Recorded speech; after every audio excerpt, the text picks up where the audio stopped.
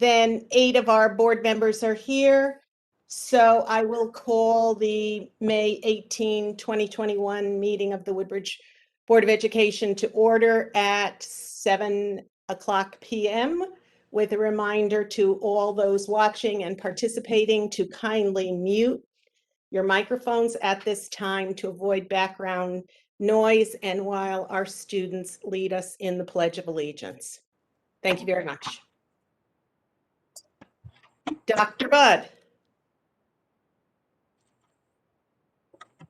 Hi, Ms. Piazzik. It's a pleasure again for me to introduce to you tonight 2 of this year's SCASA award winners, and I'm going to say a little bit more about them after they start this meeting by leading you in the Pledge of Allegiance. So you'll see here Miles Timms and Lilly Montiel, and we will now all say the Pledge of Allegiance. Pledge allegiance to the flag of the United States of America and to the republic for which it stands, one nation, under God, indivisible, with liberty and justice for all.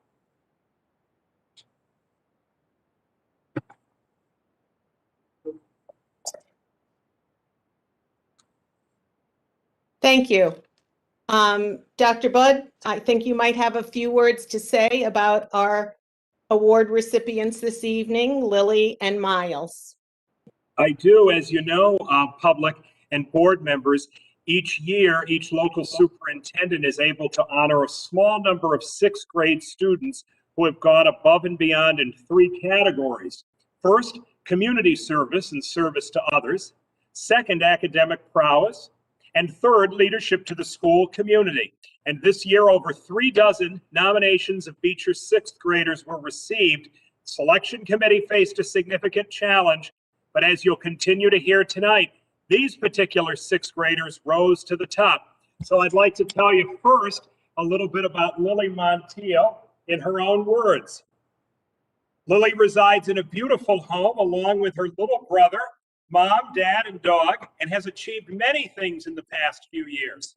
One accomplishment she is particularly proud of is participating in a fundraiser called Cleats for Dreams, which was responsible for cleaning hundreds of cleats that had been donated to the community, by the community. Those cleats were sent to people in Brazil who are less fortunate. Lilly is an athlete who enjoys playing soccer during her free time, and giving back to people in need, in her words, felt great. At Beecher Road School, during recess and part of lunch, Lilly has enjoyed helping Mr. Taddy teach his classes and keep the gym organized. Mr. Taddy, she says, is a fantastic teacher. We agree. And by helping him, Lilly felt like she was able to show how much we appreciate him.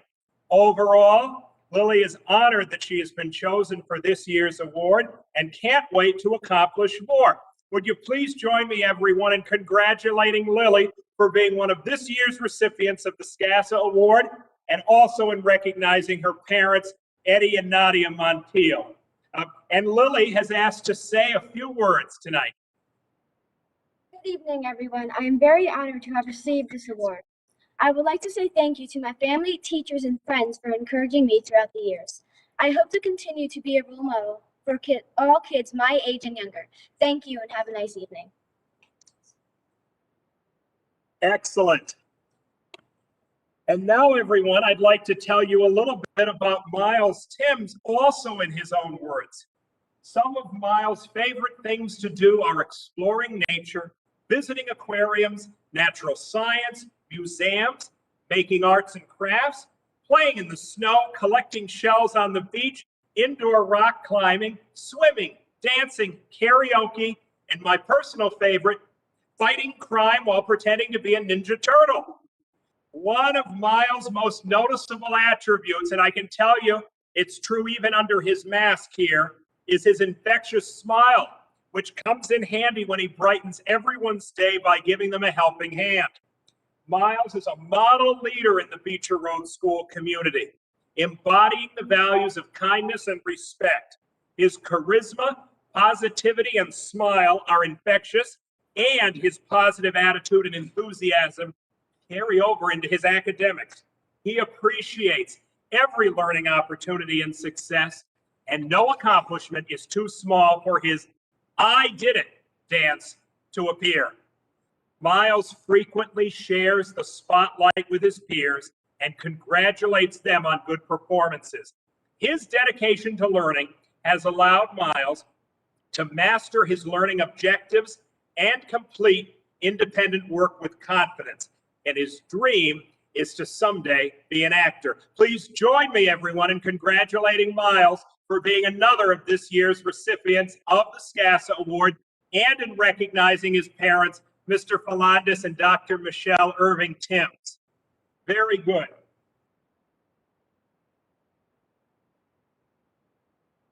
Miles expresses his great thanks to you, everybody. And this concludes our 5 SCASA awards this year that we have presented at the preceding board meetings. And can we give all 5 recipients a final virtual round of applause? Excellent.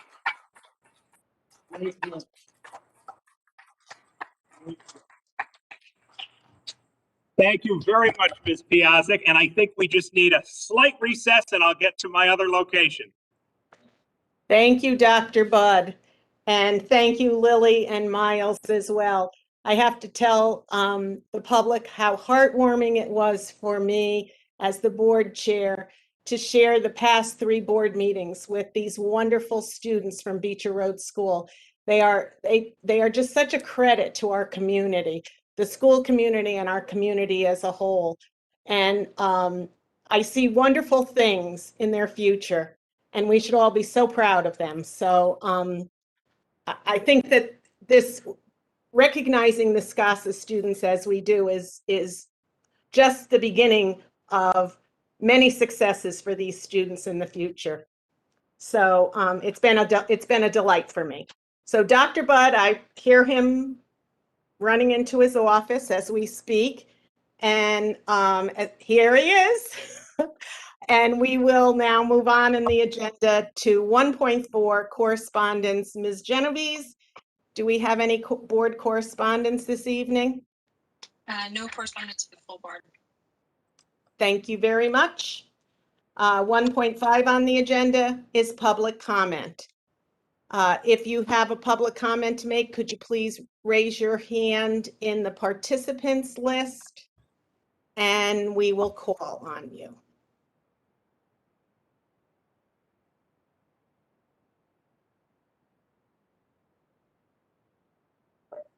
I see no I messages. see no hands raised. Dan, you see no hands raised. Marcia, do you see any hands raised? No, Lynn, I don't see any. Thank you.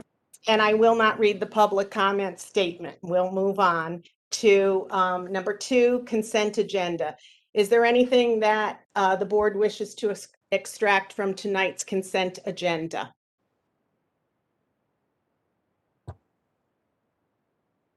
Okay, seeing none, can I have a motion to accept the consent agenda for this evening?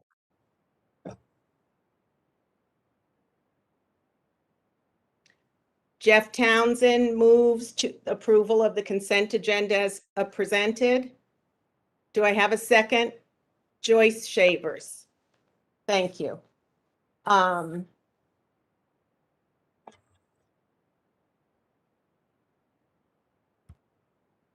All those in favor of accepting the consent agenda as presented, please raise your hands. Dan, do you have a hand raised?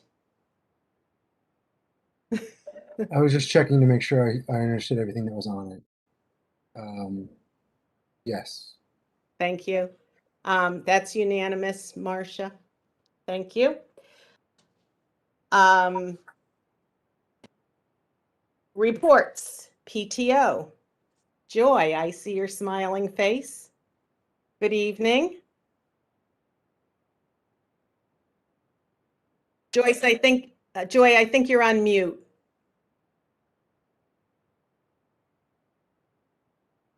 We can't hear you, Joy.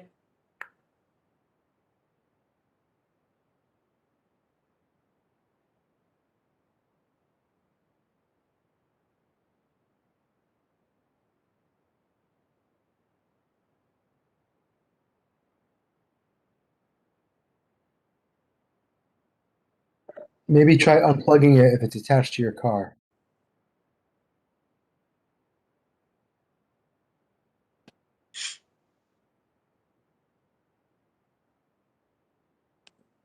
Maybe that wasn't a good recommendation. Maybe that, right. Here, she's back. Also, make sure your volume's up all the way. It's possible it's down all the way. We still can't hear you, Joy.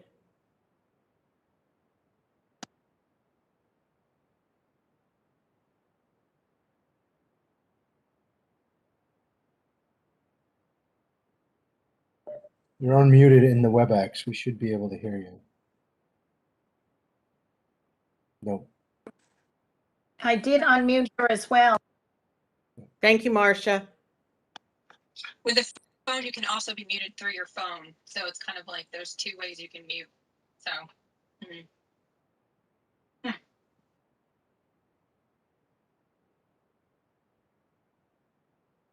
I seem to have lost her completely now. Yeah, I don't see her. Should we maybe continue on and then come back? I was going to suggest that as well. I was. So perhaps we could move on to this. Up, she's back. Can we hear you? So Joy, you can hear me, I think. I can just make one suggestion, Joy. If nothing else works, you could just phone into someone here, and we would be able to hear our phone on speakerphone through the whole WebEx, if that's one solution. I see Dr. Bud answering a phone, so he might have Joy. Joy, Dr. Bud, we can't hear you, so. Yep, I think we're going to be able to hear Joy in just a second. Can you talk a little bit, Joy? Great.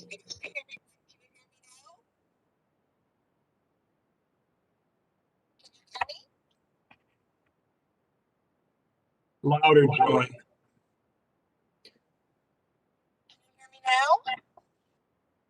Yes, Joy.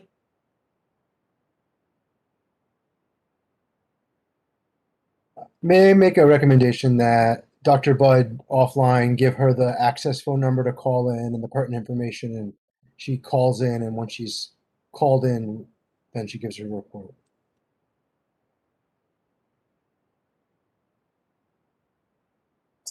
Jonathan, can you do that? You're on mute, Jonathan. She said she has the number and is going to call in. Okay, great. I can go if you'd like to my report, Lynn, or wait, whichever your preference. Is she calling in right away, Jonathan? It was unclear to me. She's at an athletic event. Okay, why don't you start your report, and before we get to your professional development presentation, Sure. perhaps she'll be on. Sure. Thanks. Thanks, everyone. I want to start this evening by thanking all of you and your peers and other members of the Woodbridge community who extended your thanks to our teachers, custodians, administrative assistants, food service employee, administrators, and our nurses during Beecher Staff Appreciation Week 2 weeks ago. Truly, my colleagues and I are humbled by your generosity, and it is our pleasure to work for you on behalf of the students of Woodbridge. Speaking of our nurses, I want to take a special moment this evening to tribute Aisling Fagan, our extraordinary nursing supervisor. Very sadly for us last week, Aisling announced her resignation as of the end of this school year for personal family reasons. Aisling has exemplified the highest standards of professionalism in working on behalf of our entire community, which has certainly been exceptionally complicated in this time of COVID. And personally and professionally, we will miss Aisling's work for the district. We wish her the best in her future endeavors. As an update to the Woodbridge School District community regarding our proposed operating budget for fiscal year 2022, I wish to share that the Town Board of Selectmen will hold a special meeting tomorrow evening to set a date for the annual town meeting that was not completed last evening. Next, I wish to speak about the importance to our Beecher community, now and in the future, of three intersecting principles related to the concepts of diversity, equity, and inclusion. First, we have an obligation to continue to foster a school climate and culture in which every student and every adult feels safe, both physically and emotionally, respected and valued. Second, we have an obligation to prepare our students as well as we can for the world beyond Beecher, which includes for most of them the Amity School District, but also includes a world beyond grade 12. And third, we have an obligation on this and other projects to work in partnership with the town of Woodbridge and other area districts in collaboration on goals. Those goals require thoughtful conversations among adults. The conversations are essential. They have begun and they will continue because our students, our children, now and in the future, deserve no less. I next wish to thank the Board of Selectmen for their recent support of designated garden space at the community gardens for collaborative use by Beecher Road students in advancement of outdoor education, connected in part to our ESSER II grant funding. I learned today that our ESSER II grant approval is in the final stages, and we look forward to ongoing conversations about the expansion of outdoor education at Beecher in the upcoming weeks and months. I'm pleased this evening also to explain more details related to what is called ARP, ESSER, A-R-P, ARP, standing for the American Rescue Plan. And for this purpose, I'd just like to share 4 slides I have prepared. Board members, they are in e-meeting as well. There's not too much on them, so I think you can also just follow along if that's your thought.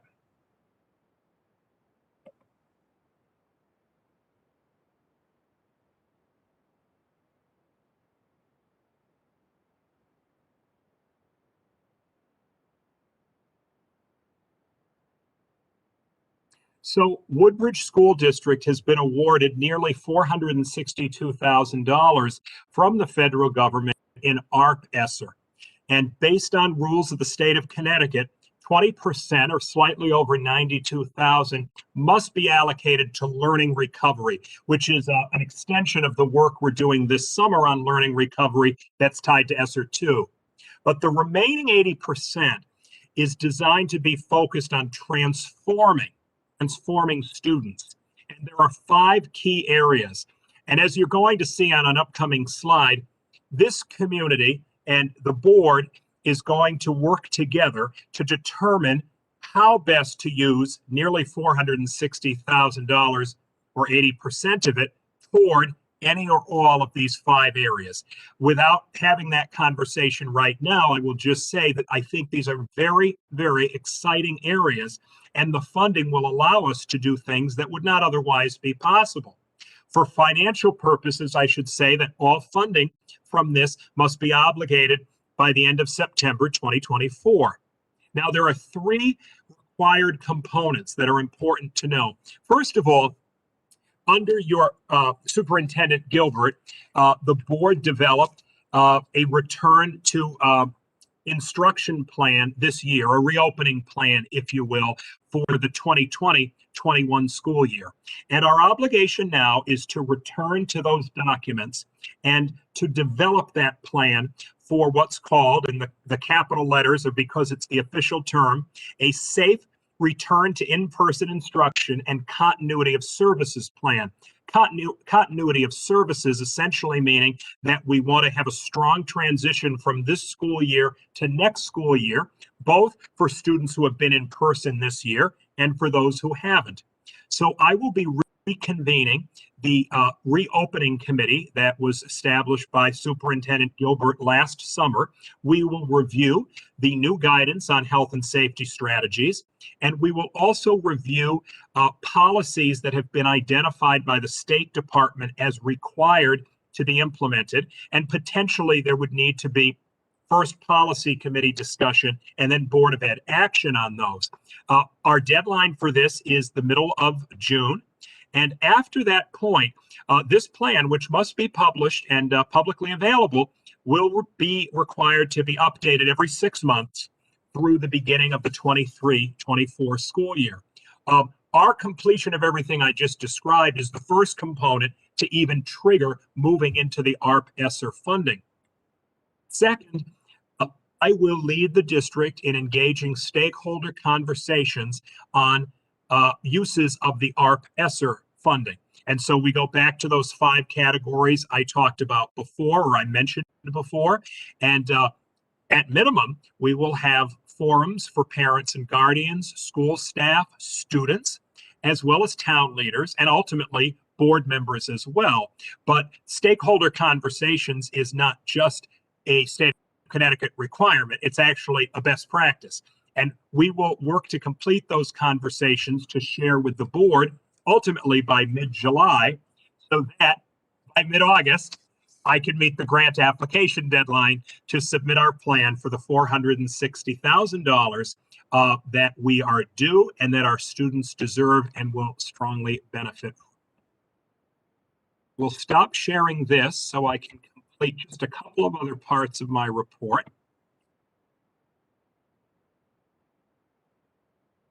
Essentially, I want to end because our June meeting is actually, I believe, the evening of the final day of the school year. So we might say this is our last meeting of this year.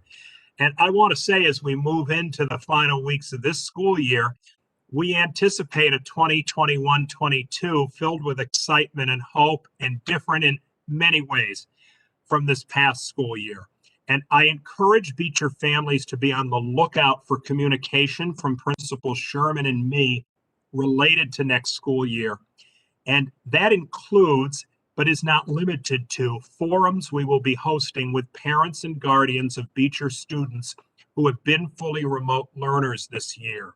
Those forums are going to allow us to pay particular attention to the needs of the students who will be returning to in-person learning for the first time in over a year.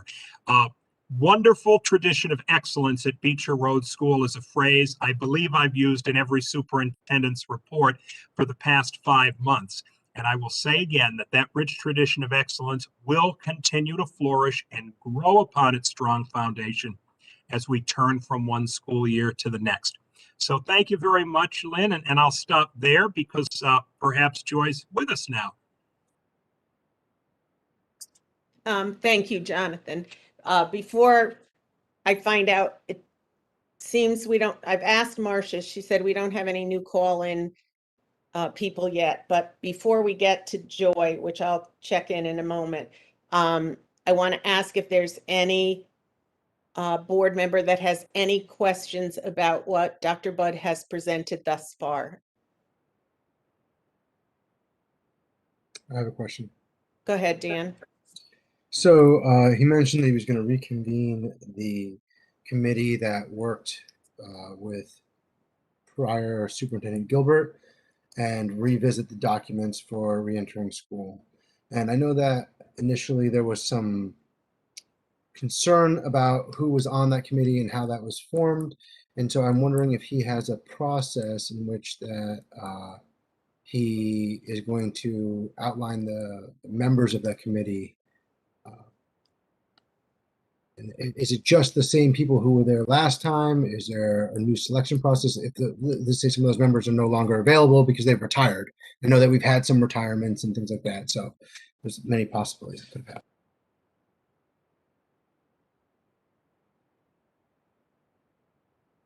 Yourself. You're on mute. So sorry, you'd think by now. My starting point is the membership list on page 18 of the reopening plan that's on the Beecher website. And the participants of the committee are listed there. And most of, well, actually all of them are listed based on the title they have in the district or the organization they represent. So my starting point is this list. And if they're there because of the position they hold and they still have that position, we'll reconvene those same people. But if they represent an organization, one example is the WEA. I will return, and in this case, I have returned to the WEA to see if they are continuing the same members or if they have any modifications. And so that would be the same principle with all of these. And certainly the to the extent we can widen the committee. If other people are interested in giving input, I have no objection to that. But to answer the question directly, I'm going with the group that the superintendent had first assembled. Thank you. Any other questions of Dr. Budd?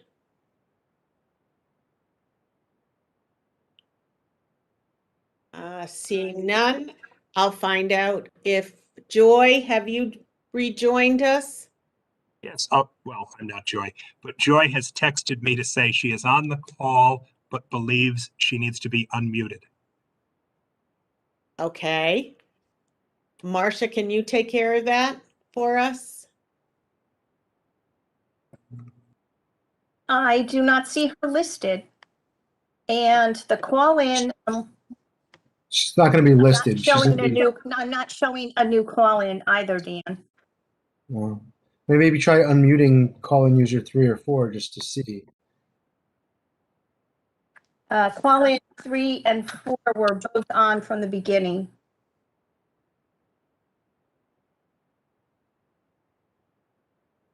How about this 12037? Oh, that's not on. 037 was also on from the beginning. Can you tell me what number you're calling from?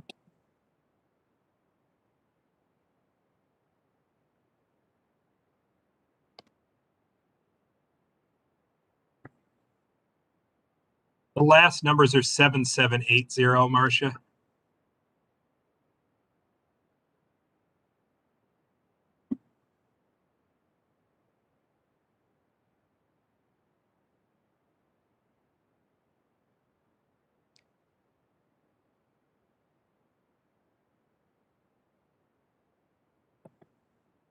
They cannot hear you. Marcia, it might be the 12037. We can try that.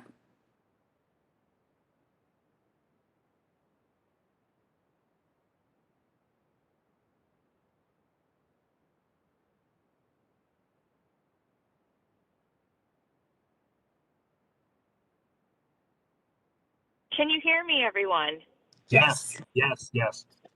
Yes. Yay! Yes. I'm so sorry about that. Thank you, everyone. I'm sorry for all those technical difficulties. I'll be brief. The PTO update, we've been very, very busy. We were happy to kick off the month by celebrating our wonderful teachers and staff. We had a food truck with food pizza, gourmet pizzas and salad and delicious ice cream on the PTO. And I have to say it was one of the happiest times I've had this whole school year, being able to see these teachers and staff that I haven't seen in so long, and to see, you know, hear laughter. And it was a beautiful evening, and we're just so happy to finally be able to do something for everyone after all they've done, especially during this incredibly challenging year. I want to also announce that we have Arts Week 14, which the theme is Fish, Schooling Together to Make Good Things Happen, kicks off next week, May 24th through the 28th. There will be a beautiful whole school art project installation, Calder style fish sculptures will be all over the school grounds. There'll be more information about that coming out next week. There will be an Arts Night virtual studio on Thursday from 6:30 to 7:30 via Google Meets, and there'll be 5 different studios offered. And we were able to arrange a virtual field trip for the entire school, in person and remote, to Mystic Aquarium on May 24th and May 25th. And there will also be a whole school performance to 20,000 Leagues Under the Sea via TheaterWorks USA.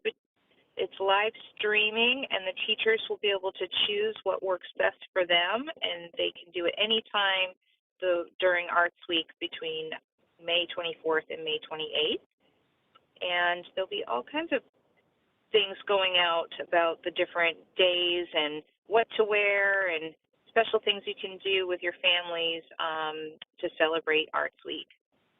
Tomorrow night, we are having our first ever PTO Info Night, nominating meeting night. We've been lucky enough to recruit some great people. We're going to do this at 8 p.m. via Google Meet, and we'll be explaining things like the current structure of the PTO, also being able to answer any questions about the different roles. And we'll be asking for nominations for the executive board and also for volunteers for the different committees. Sixth grade graduation plans are underway. Yearbooks have been ordered, t-shirts are being ordered, and we're trying to do whatever we can to make this special for our sixth graders.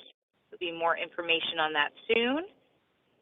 Our Beecher Road School Direct Giving Drive began on May 3rd. Had a bit of a slow start. It seems that May woke up everything, and everyone is running around very busy these days. So what we have decided to do is to extend this fundraiser until the end of May in hopes of reaching our lofty goal of $35,000 to raise money to purchase the document cameras and the iPads for all the classrooms. The PTO and the administration will be communicating more during the final week and a half, and the PTO is going to be giving a generous match to this fundraiser, and some families and businesses as well are willing to do that. So we're really hoping to get closer to our goal. The optional school supply kits that we have a company where you can purchase this through the Info Out, thanks to Amy Meacham, and the orders must be in by June 11th. I think that's all I have for tonight. Thank you all. Joy, thank you so much. As always, the PTO is amazing in the work that they do to support the staff, the school, the kids, programming. It's just amazing, and we thank all of you for your efforts. Thanks so much. And thanks for doing all you did to get onto the call. Thank you for your patience with that. Have a good night. You too. All right, Dr. Budd, we're up to 3.2.1. 321, professional development. That's it. So I'm sharing my screen again.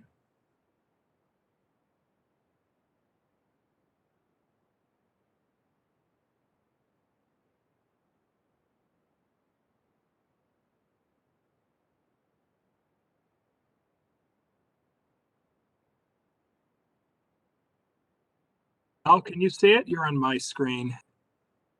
Okay. Well, one of the most important things that we can enable as a district is the strong and continuous development of all staff, especially our professional staff, because the needs of our students are always evolving and changing. And over my past 5.5 months in the district, I will tell you that the commitment of our staff, both teaching and administrative, to continued professional growth is very high. And we want to enable that in the best ways possible. So tonight's meeting topic is an opportunity for some of my colleagues here at Beecher to give you some insight into some highlights of their professional growth work over the past year, and also to gesture toward next school year. And I want to say that in addition to Lisa, of course, who runs the school as the principal, we're joined tonight by 3 representative outstanding teachers who are on our professional development and evaluation committee, which we have expanded over the past few months. And so Lisa and I will be joined in this presentation by Kim Klein-Franklin, a 6th grade teacher, Teresa Ramia, a kindergarten teacher, and Carson Echeverry, a grade 6 teacher. And we have 3 parts of tonight's presentation focused on these questions. What key professional growth for teachers has occurred since last August? What key professional growth for administrators has occurred? I don't want administrators forgotten and the role of professional growth for them. And then at the moment, what focus areas for next school year have been identified? We're going to start with the key professional growth for teachers. I just want to mention for board members that this presentation is in a meeting if it's easier for you to follow there. And the next slide is perhaps the best because in addition to seeing a slide with pre-COVID learning, you're going to see a great musician. Lisa Sherman takes it away. Thank you, Jonathan. Thank you, everybody, for allowing us to be with you tonight to share some information around professional learning. And a special thank you to Carson, Teresa, and Kim for joining us in this presentation. And yes, this is just 2 quick snapshots of what learning and what our community looked like prior to COVID. So we always feel, you know how much I love sharing pictures, and we always feel that pictures really can tell a very deep story. So in these 2 pictures, we see students working together. They're near each other, they're leaning in together, they're sharing resources and materials, they're unmasked. And there's a lot of group conversation happening. You can't see that, but I guarantee you that's what's happening in this picture. And then in the other one, we see Mr. Hutchinson, and a little bit behind him, you can see some of the students, but also happening in that picture that you can't see is the entire 3rd grade community. And prior to COVID, they would have whole grade level morning meetings where they would gather together outside in the hallway. And as you can see, Mr. Hutchinson would lead the entire 3rd grade in song, and the students would be all together. They would say the pledge, they would sing together, they would greet one another. And it was a way that the entire 3rd grade community got to be together in the morning. And they did that regularly. On the next slide, you'll see COVID learning. And actually the slide on the left was a Salmon River field trip that couldn't occur because of COVID. So the students went through the process of learning about the salmon life cycle, and they had the salmon eggs in their classrooms, and usually it culminates in they write a paper around this, they do some research, they read a lot of books. It's very much an interdisciplinary science unit, and it culminates in a field trip to the Salmon River to release salmon into the wild. And unfortunately, they couldn't do it. So there you see 2 of our teachers making the trek and doing it by themselves with no students present. On the right-hand side, you'll see a picture of students this year. The classroom, as you can see, is spread out, socially distanced. Some of the kids have their desk shields up, some of them don't, and they are having partner work. They're doing partner work, which is awesome because our teachers creatively found ways to allow that to happen. But it is, as you can see, through a screen and with headphones and masks on, as opposed to the previous picture where we got to see our students around a table and engage in a conversation together. So just these sets of pictures is going to set the stage for all of the work and the learning that we had to do as teachers in really shifting everything that we do, from field trips to learning to morning meetings to in all of our instructional practices. So hopefully those 4 pictures set the stage for what you are going to hear coming up. In addition to being one of the team's great grade 6 teachers, Kim Franklin is also the grade 6 team leader. So from that perspective, she has a particularly important perspective on how planning evolved for our teachers this year. Kim? Sure. Thank you for having me. I think that extra time basically has been focused in PLCs and outside of teaching hours to really plan for what's we would consider like a 3-tiered learning model. So for remote teachers, but for the in-person teacher, they have been adapting curriculum so that it's accessible to both the in-person students, but also the students who might be remote as well. So for a blended learning model. And the other thing is our school is focused on a workshop model, and a workshop model doesn't work in a COVID environment. So we've taken the time to really look at that and adapt and make that more accessible. And you saw a picture of how we were applying the workshop model in a partner work through Google Meets. And the last thing I think to focus on here is the social and emotional learning and the time that's been spent in our PLCs to really discuss how do we integrate social emotional learning at all through all content that we're planning for. And so I think that's been a real focus and an emphasis through all grade levels. And so I think moving on, we're going to talk about the implementation. I'm sorry for fumbling on that. Yeah. And there we have Teresa Ramia from our kindergarten team. Thank you for having me. With the onset of this school year, teachers were faced with implementing their new vision of how instruction would look across all learning models. Teachers found themselves in the position of having to prepare for the unexpected. COVID mitigation strategies required our teachers to utilize innovation and creativity in regards to delivering instruction and while assisting students, all while fostering and developing the teacher-student relationship. Our materials, as well as our assessment tools, had to be modified in order to fit the learning setting in which they were now being used. Teachers at Beecher engage students in the workshop model across all curricular areas. Instruction and learning has always been multidimensional, but now there would have to be a shift as to how the workshop model would now look. No longer could teachers allow students to sit with a partner in order to share their thoughts and ideas. Cooperative learning groups could also not exist in the same way that they have in the past. So the workshop model changed from a format where there was small group or partner collaboration to whole class instruction. In order to add student collaboration and interaction into this mix, teachers began using a variety of platforms to facilitate interactions between students. And you saw a picture of one of those already. And in theory, this sounded like an adequate replacement, but in reality, it provided teachers with a whole new set of challenges. Younger students need to be supervised at all times while online, and therefore were unable to utilize all the facets of a program, such as in Google Meets using breakout rooms. It's easier for older students to navigate the responsibility of using something like a breakout room. Students also express difficulty in hearing one another while engaging with their peers, both online and in person because of the use of masks. Teachers also needed to closely monitor student engagement, and one-on-one check-ins between teachers and students became critical to ensure the completion of all academic tasks.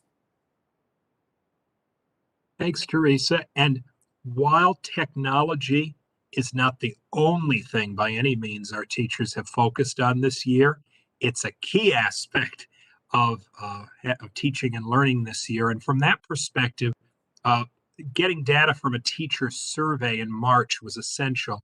And Kim is going to talk about this on a few different slides in this presentation. But first, the chart that you see here. Yeah. So yes, this is a snapshot and it was taken in March. So there was, I think it's important to just mention, there was a lot of learning that occurred for teachers by this point in time. So it's probably not reflective of what it might have been in August per se, but what this does tell us is that at least 2/3 of our teachers felt moderately prepared. So there's still a lot of work to be done, and that 1/3 about felt very prepared. And there's been a lot of learning that has kind of accumulated over time since August till now, but that there is probably a lot more learning that needs to be done and accomplished for teachers to feel, even more prepared going forward. And so in the third part of tonight's presentation, we'll again gesture toward next year. But now that we've talked a little bit about growth in teachers this year, we want to take a nod to the growth as professionals of our administrators. And obviously our administrators learn through the growth of their teachers, but there's particular importance in developing our administrators as administrators. And Lisa's going to talk that through in terms of a book study in which we've been engaged recently. Yeah, thank you. So the administrative team is collectively reading this book that you see here on the screen, Developing Inviting Schools. And I will tell you that it is a book that we are really working through together, and it explores how we can be an inviting school community. And that quote that is up there really encapsulates what this book is primarily about, but especially I'm going to draw your attention to the very, very last sentence that just says the primary goal of making the school a better place for people. And that's really what this book is about, and really the conversations that we have been having as a leadership team. It's allowing us to identify some of the positive things that we do as a school community and some of the positive aspects of our school culture, and also to identify some actionable items. And so that gives us really the opportunity to be very reflective on the work we're doing and the direction we want to move as a school community. One such actionable item I will tell you, and I have to give credit to a parent who was talking to us about the pledge and the saying of the pledge. And so we actually instituted saying the pledge every single morning. And initially I was doing it. I was the one who was saying the pledge. And we actually began to involve student council members. And then it sort of organically grew from there into 6th grade students really wanting to be a part of that opportunity. So the voice of the students is heard every single morning at Beecher Road School now. And it's just one small way, one small actionable item that we are already doing immediately to make our school be a little bit more inviting and to make it a better place for all of our students and all of our staff and all of our teachers. And it was because of a suggestion made by a parent who really pointed us in this direction. So it was a nice example of the whole process really working in a beautiful way to help our school to be more inviting. And so that's a glimmer of where we are at the moment with administrative professional growth, just a glimmer. And we want to say just a few benchmarks now from both the teacher and the administrative perspective that we're calling likely focus areas for 21-22 and beyond, because the topics we're going to chat about aren't things that can only be learned or can just be mastered in one school year. And the board likely will move in the next months through some strategic planning and goal setting. And that's why we're talking about benchmarks as likely focus areas. And I have this statement or this statement on this slide. For me, professional development must be, from a process perspective, connected to a very effective professional development and evaluation committee. And that is co-chaired by the president of the WEA, and it has about a dozen members from our professional staff representing the range of professional employees in our district. And then we have the necessity of a tight connection between the work of that committee and the goals of the district, the goals of the board, the goals of the superintendent, the goals of the other administrative leadership, and the goals of the staff. And those are all spread out here as an array because in the strongest way in 2021-22, these will unite toward even stronger growth for the district. So simply benchmarking 5 likely areas, and I want to tell you before I put them up that they're organized alphabetically. So don't read into why one is higher than another, simply alphabetically.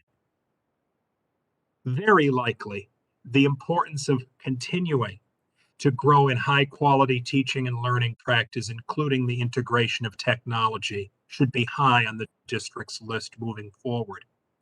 So too should be the development and publication of standards-based curriculum.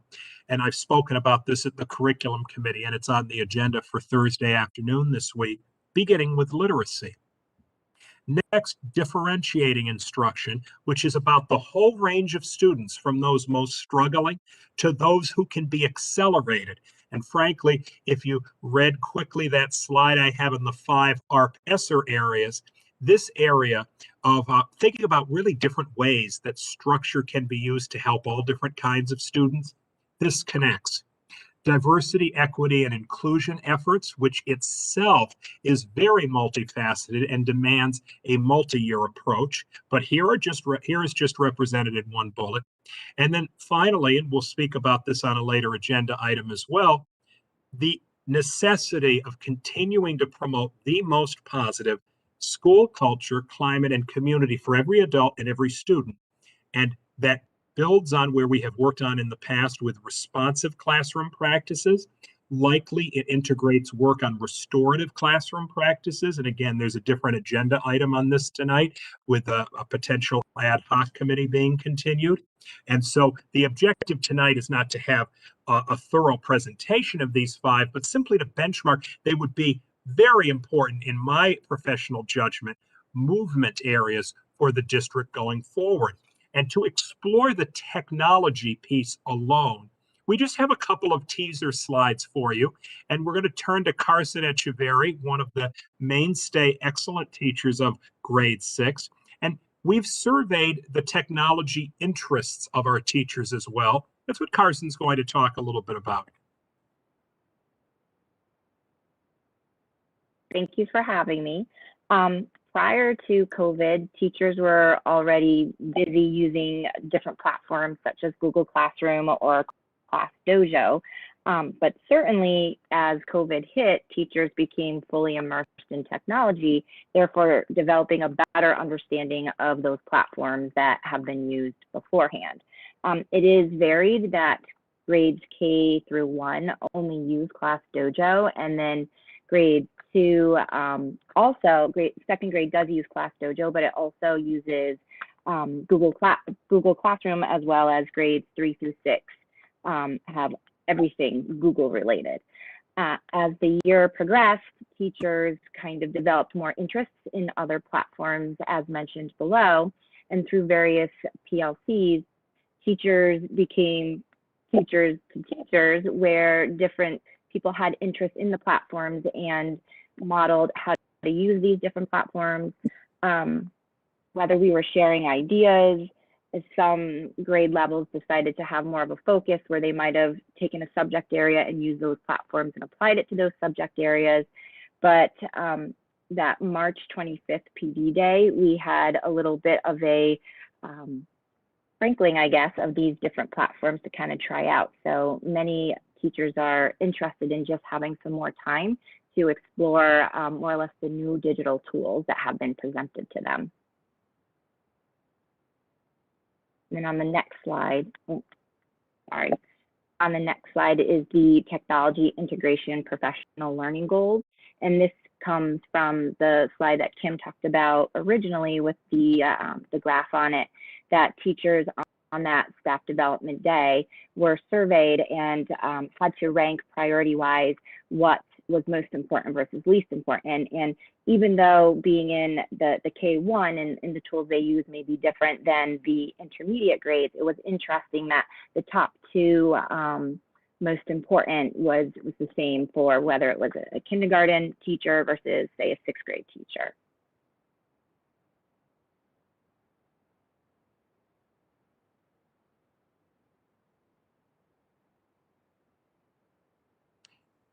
And so Carson and Teresa and Kim, I think we have captured here some of the thoughts about next steps related to technology integration.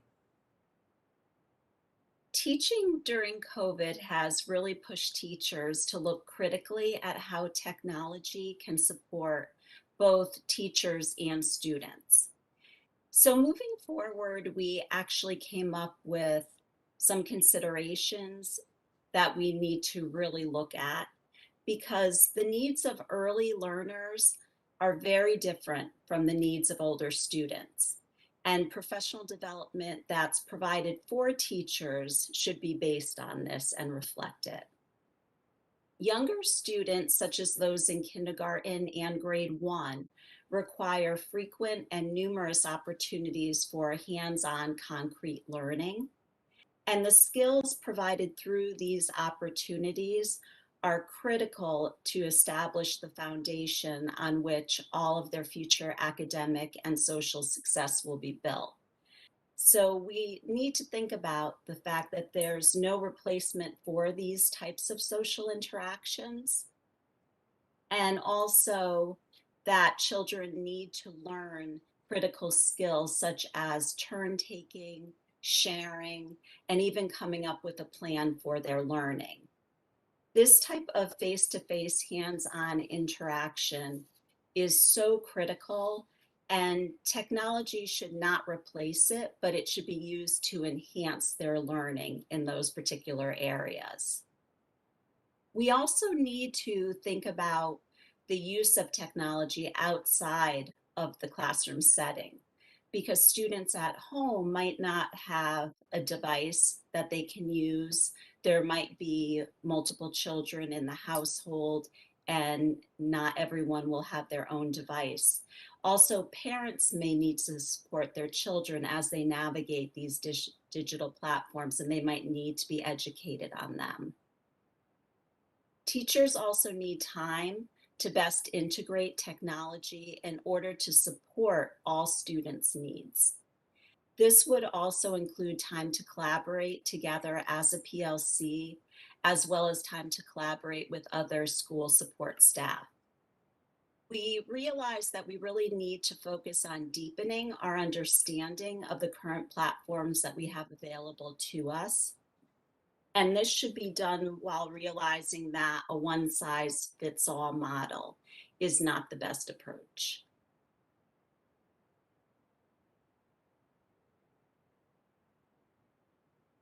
So board members and Lynn, we end that, and hopefully it's piqued your interest and not totally satisfied every question you have, because we're trying to capture here quite a rich range of learning. But before I turn it over to you, Lynn, I just have to say we saw two things there that I didn't build into the presentation. First, it's nearly 8 p.m. and Ms. Echeverry, as you see, is in her classroom at Beecher giving this presentation. And you saw the energy efficient lighting actually in use at one point. So, Lynn, we turn it back toward you. I'll stop sharing. And we hope this has been interesting to you, and certainly happy to answer questions. Thank you, Jonathan, and thank you for Carson for demonstrating our energy efficiency in the classroom. Appreciate that immensely.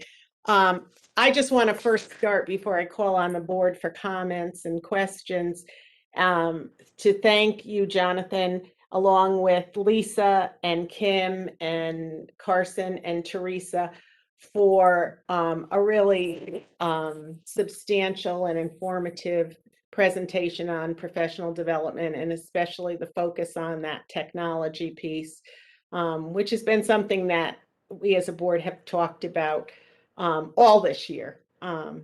So my thanks to you for being willing to come and present to the board and be a part of this conversation, for the time that you've put in, and for your professional expertise and sharing it with us. So thanks to all of you for that. So I'm going to start with Joyce. If you have any questions or comments that you want to make. Sure. First of all, I too very much appreciate the thought-provoking presentation that you all put together. I know it must have taken a lot of time and effort, so thank you. I have two questions.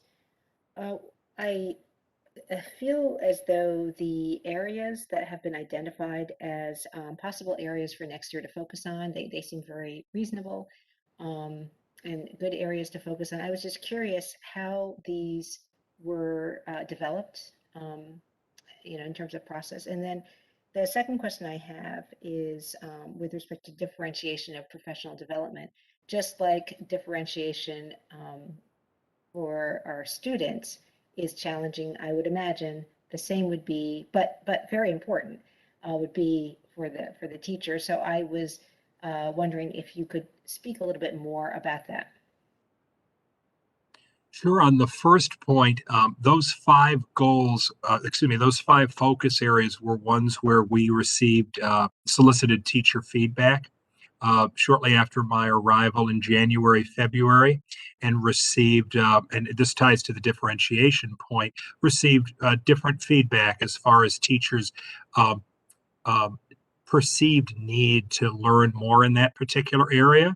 And these 5 areas in different ways will align with other material I share with this board over the next few months from my observations as well. In relation to the second, and I actually might ask Kim to speak more about this from the WEA perspective because she has the history of developing this here, but there is a very good practice as well as a statutory requirement that teacher goals and administrative goals be tied to district and board goals. And so there is an interest then in every teacher building on the strengths they already have to become even stronger. Now, there have been some relaxations in that during the COVID pandemic, but every professional staff member, in addition to just doing the great work he or she always does, must set a professional growth goal at the beginning of the next school year that aligns with the goals that the board has set forth for the district. And Kim may have more history on the evolution of that at Beecher, but I can tell you that's the practice in the state. Yeah, I would just say that this year, in terms of your comment about relaxing and what that means is that the State Department had put out that we, as a school, focused on social and emotional learning. And so the relaxing really isn't that the teachers relax, but that we recognize it's really hard to measure the teaching practices, given that there's so many variations and models that are occurring at this time. And so I just wanted to comment about the relaxing of it. But yes, our school, and Lisa can speak to it, we have, always gone to the teacher and asked, but there's always an initiative as well that the district has put forward. And that's how our goals have been aligned. And oftentimes we do it as a team. So, the 6th grade might come together and decide we're going to focus on a particular area of learning and focus on the data that reveals why we might be focusing on that, and then build forward from there.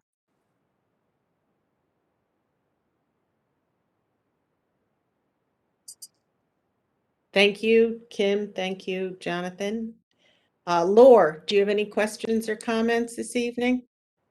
Just a comment. I always appreciate Dr. Budd's reports and Annalise reports, but it's so nice to hear from the teachers directly. So I really appreciate Carson and Teresa's and Kim's reports.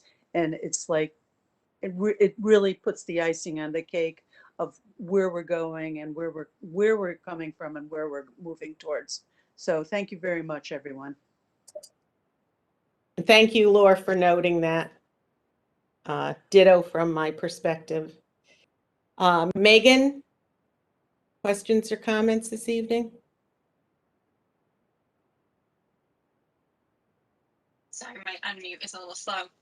I don't have any additional questions. I will echo what Laura said and very much appreciate everyone's input, and it was great to hear from teachers as well. So thank you all. Thank you, Megan. David? Yeah, I don't have anything to add. I would echo my colleagues' gratitude to the teachers and the whole team for all the hard work. Thank you. Thank you, David. Jeff Townsend? Thanks for the insightful presentation and all you do. No questions. Thank you. Jeff Hughes? Great presentation. Thank you. Really well put. I guess in these unprecedented times, professional development naturally takes a back seat. So it's nice to see it all come around again, full circle. So great work. Thank you. Thanks, Jeff. Mike? Any comments or questions? No questions from me. Just want to also thank everyone who put together this very informative presentation, including the teachers. Thanks, Mike. Dan? So again, thank you, like everyone has said, for the presentation. The only comments that I have quickly are that I think it is important that the goals of the district and the Board of Ed and the teachers all do align. And I think that future Board of Ed needs to spend some real effort in making those goals so that the so that everybody knows which way is the correct way to go, and that we don't have diverging, we often talk about diversity being a strength, but sometimes unity of purpose is a even greater strength. So when you have a strong unity in purpose, great things can be accomplished. And then also, I'm glad to hear that we're moving away from the Google Classroom, Google Meets, and Google Forms. Although Google provides excellent services, sometimes what you get for free, you don't know the cost you're really paying. So I think that having things that we know what the true costs are is very important.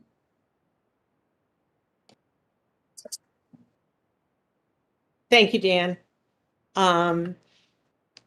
Dr. Budd, do you have any closing remarks you want to make about professional development? No, I don't, Lynn, other than it will be a topic and I'm sure a near future board meeting for 2021-22. And for a little bit more, come to the curriculum committee this Thursday afternoon. Perfect. Thank you. We're going to move on then to your next presentation, Dr. Budd. You have been busy. Summer at Beecher Road School 2021. I totally endorse what the board member said about the value of the teachers, but now I'm feeling a little bereft. We don't have a teacher in the next presentation, but you get Cheryl and Lisa and me, and this is, and I'm told in a typical year, the summer presentation happens in February or so, but it would have been nearly impossible. So you get a little presentation. Let me share this with you as well. It's in e-meeting, just a minute though.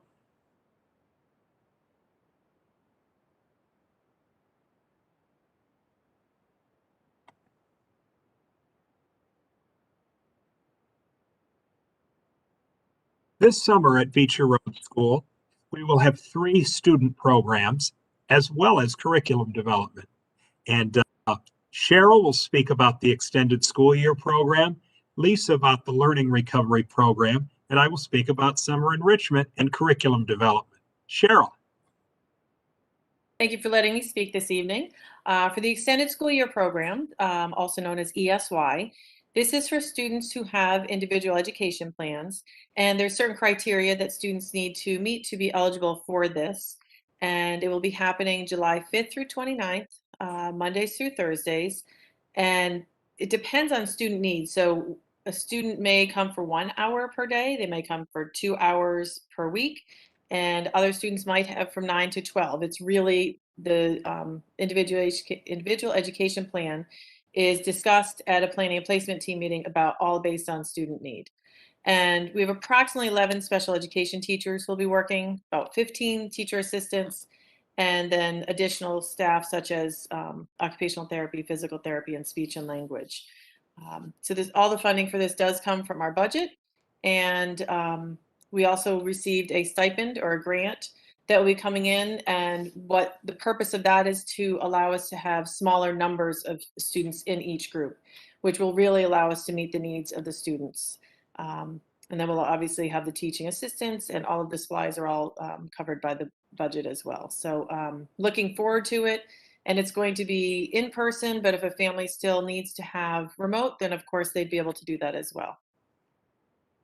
I don't think you should be shy, Cheryl, the amount of that grant from the State Department. Sure. The stipend is for $20,000. So we will be able to use that. And also if students need to have evaluations done in the summer, that's another piece of that we'll be able to use it for. Due to federal special education legislation, an ESY program happens every single summer, but the next program is specific due to COVID-19 and the efforts to minimize learning loss. It's our learning recovery program, and Lisa will speak to this. Yes, so as you can see on this slide, that this program is designed for about 110 students, and we identified them through a group of educators looking and reviewing at some data that we had been collecting over the school year. And there was also some room for some parent request if we had space available in particular grades. The curriculum is going to be determined based on student need and also based on core content standards for grade levels. It is the same weeks as the program Cheryl was referencing, July 5th to the 22nd, and it is running from 10 to 12:30. We do have students entering grades 1 through 6 who will be attending, and there will be about 12 teachers, 6 teacher assistants, and a couple of specialists who will be supporting the work as well. And this is being funded by our ESSER2 grant, as Jonathan mentioned. We're very fortunate that we have some staff who have already expressed interest in joining us for this valuable work. And we're really, really hoping that it will help support our students this summer and getting them set up to be even more successful next year. Then we turn to summer enrichment, and really decisions about enrichment programs for the summer have been waiting because of the need to ascertain what could be done in terms of health and safety in a school building. And based on state guidelines for summer programming, as I believe you know, we did a parent-guardian survey about 2 weeks ago to assess potential interest in enrichment courses this summer. Now, because of the range of ways in which the school has to operate a little differently this summer, cohorting and things like that, we can't necessarily do, or we can't do, the rich range of programs that Beecher has offered in the past. But we want to be able to offer some of the richness of the programs that have characterized summer enrichment. And one that came up right away from generations of people, it seemed, was the So You're Coming to Kindergarten program for students coming into kindergarten, which is natural because none of them need to attend our learning recovery program for entering grades 1 to 6. So I'm happy to say we have staff at Beecher interested in teaching that. We received very positive parent-guardian interest in that. We also have had parents very interested in courses that could be offered in STEM or the visual arts. And right now we're soliciting whether we have staff who are available and interested at those times with an interest in those areas. So we'll know more by later this week. But the enrichment courses can be offered between 8 and 10. That allows somebody, a student, to go to an enrichment course and then also to the learning recovery program afterward. And we think that that will satisfy the parents and guardians who are interested in some really interesting programming this summer that isn't possible during the school year. So much of this slide is still to be determined. However, we know we have the interest and we think we can match the interest with staff availability. This program, as we mentioned at Finance Committee recently, is a program that is self-supporting in the sense that the program revenues that come in support the costs of a director, the instructors, the aides, and the supplies, and there's a subsequent agenda item related to this tonight. I don't want to forget, though, as we're talking about the 3 summer programs at Beecher for students, the importance of curriculum development this summer. And our proposed operating budget supports this. And I would suggest 2 key areas for this in working with the administration. And the first, broadly conceived, is literacy.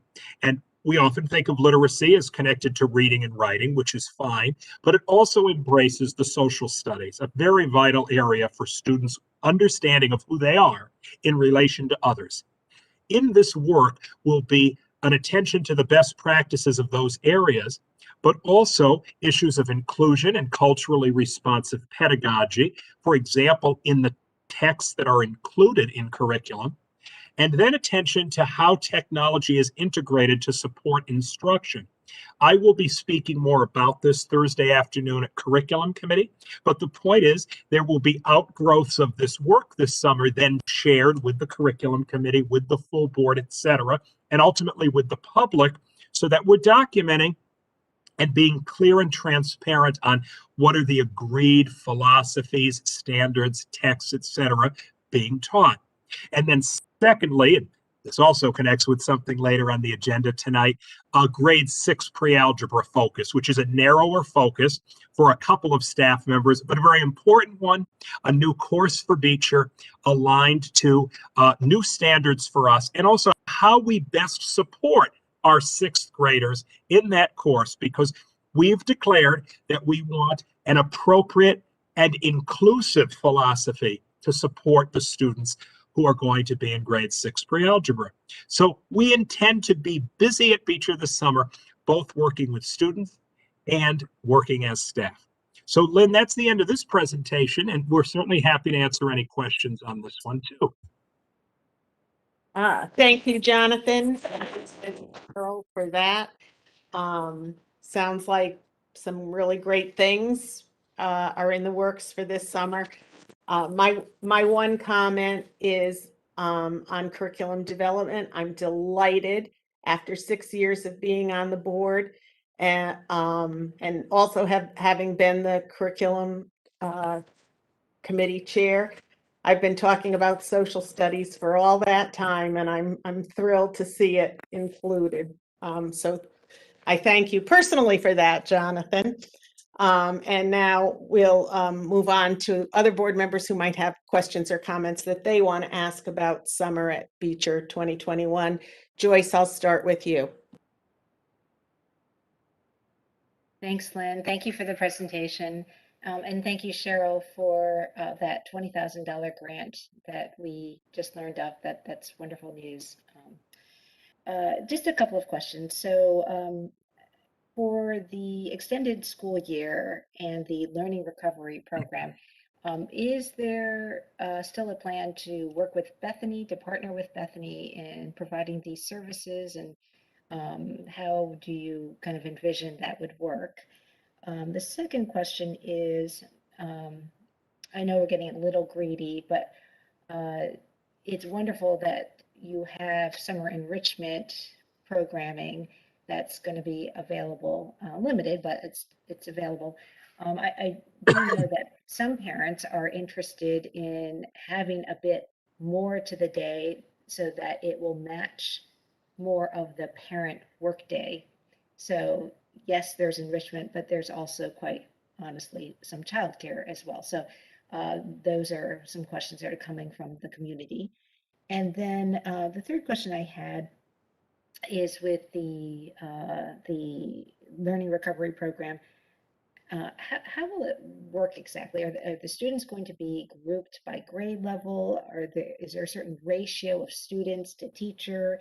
Is there a maximum or a minimum for each class? So I was just kind of curious. It must be very challenging to kind of make that all work. Sure. Lisa, do you want to take that one? We'll work our way backward, maybe. Yes, actually, Joyce, I'm so glad you asked that question because I actually had that information in front of me, but then just didn't share it. So I'm so glad. Thank you for asking. Yes, the students will be grouped by grade level. And similar to the extended school year program that Cheryl referenced, our intention is to keep the groupings of students small. So even in grade levels where we have higher numbers of students, we are planning on having more than one teacher assigned to that grade level to break those kids up further into smaller groups. So it is our intention to keep the ratio down. I think that our ratio right now is between 8 and 10 students per teacher, and we're trying to keep it at that level. And you know, who knows, maybe even go smaller, but that's where we. Excuse me. Excuse me. But that's where we are right now. And what was the other part of your question? Well, we could. We could go to Cheryl. Yes, take a drink and. Since I'm choking, thank you. And we'll go to Cheryl to answer the Bethany collaboration piece. So based on some of the needs that we've had, we are still working on trying to see if there's anything we can collaborate and work through. We have had a high number of students and their needs coming in, some new students coming in. I'm actually hearing even from Orange to see if there's any way they could collaborate. So we're really trying to think outside the box. And even for staffing, if any of us do not have enough of something, we're talking about who's available and what we might be able to do. So conversations are ongoing, and as well as our enrollment still continues because we're still having Plan A placement meetings till the end of the year. And then I could do the second answer, I think, which is about the potential hours for enrichment and the potential expansion. I think I am wanting to make sure that what we do, we're able to do well and competently, as opposed to spread ourselves too thin, especially this summer when we still are going to be under the obligations of contact tracing. So the more students we have in the building mixing with each other, we run greater risks of quarantining. And that's particularly problematic for a revenue-based program, because we are trying very hard to say that any course we offer could be switched from in-person to virtual if necessary, but there are some boundary limits to that. And you can imagine if we were on day one of a course and there were a need to contact trace and the course couldn't run, we would be in the position of likely having to refund a lot of money to parents, but still pay the staff members who we contracted. And from a financial point of view, I want to make sure that the board runs budget neutral in relation to these programs and does well what it commits to, and performs well to what it says it will do. So that's my recommendation, that we start with what we can do between 8 to 10.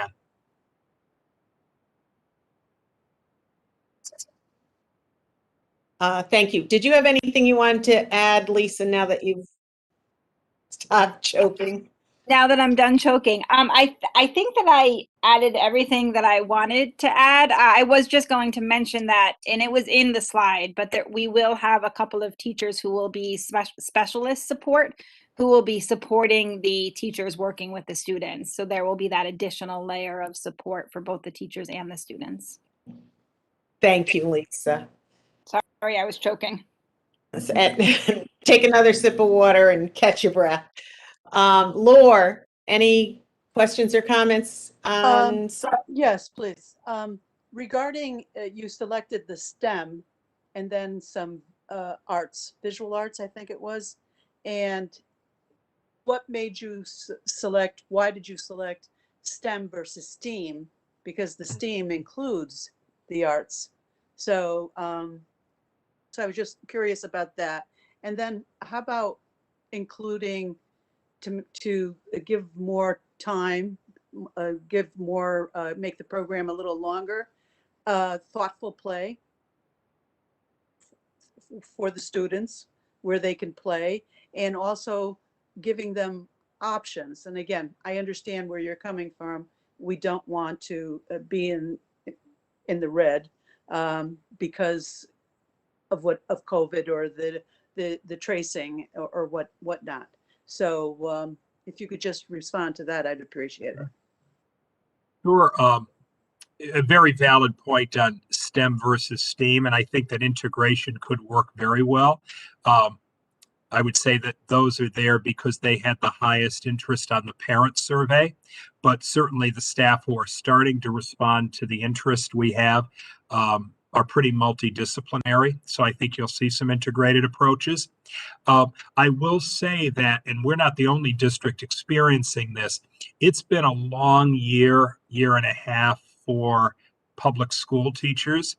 And I think we're seeing, not just here, but in some of the programs, say as extended school year, that there are teachers or other staff who might ordinarily be interested who say, I just need my own time this summer. I need my time with my family, etc. So we're balancing that as well, along with what's most feasible for our facility. And that's why we're making the programmatic decision to work first with the existing Beecher staff and then to see if there's a possibility of expansion. But we're cognizant of some of the issues, say, that have been discussed at the Finance Committee, with making sure that we're really responsible from a liability point of view for these programs also. Much. And kudos to all of you for putting this together. And it looks like it's very exciting for the students as well as for the parents. Thank you.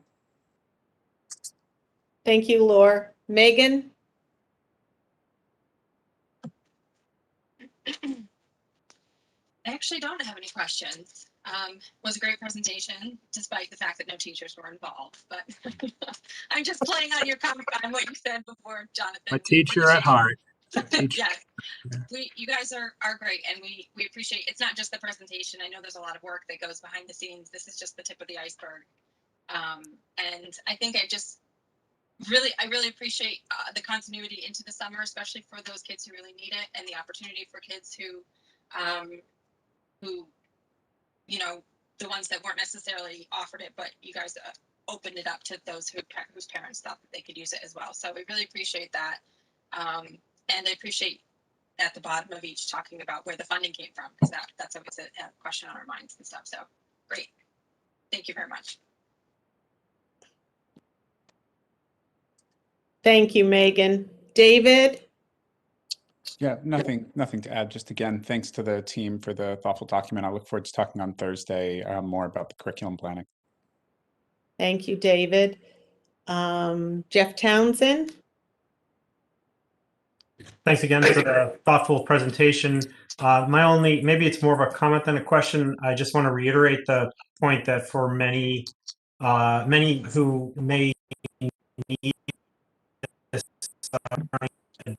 additional learning may have some challenges facing that shorter duration of the summer enrichment. So any ways we can supplement the general program such that individuals can have a full workday, or at least a substantial workday, to make it flexible for individuals so that they can make their arrival and pickup as they could, would be very much appreciated, because we don't want to leave behind students whose parents are really constrained with regard to when they can drop off and pick up.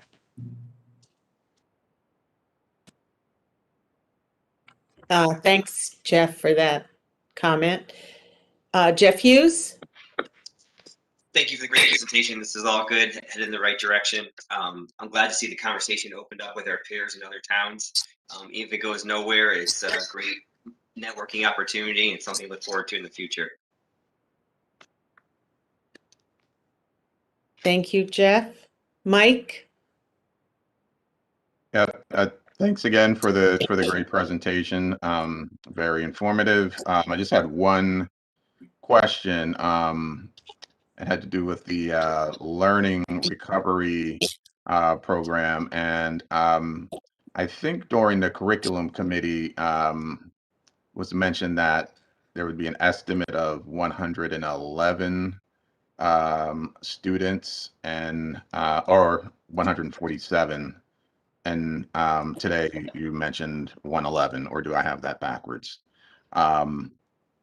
So I'm just wondering whether there was a change in the criterion for selecting or identifying those students. The 110 are confirmed participants, and some of the others are on the fence depending on their summer plans for travel, and some are choosing not to participate. Okay. Thank you. Thank you, Mike. Dan?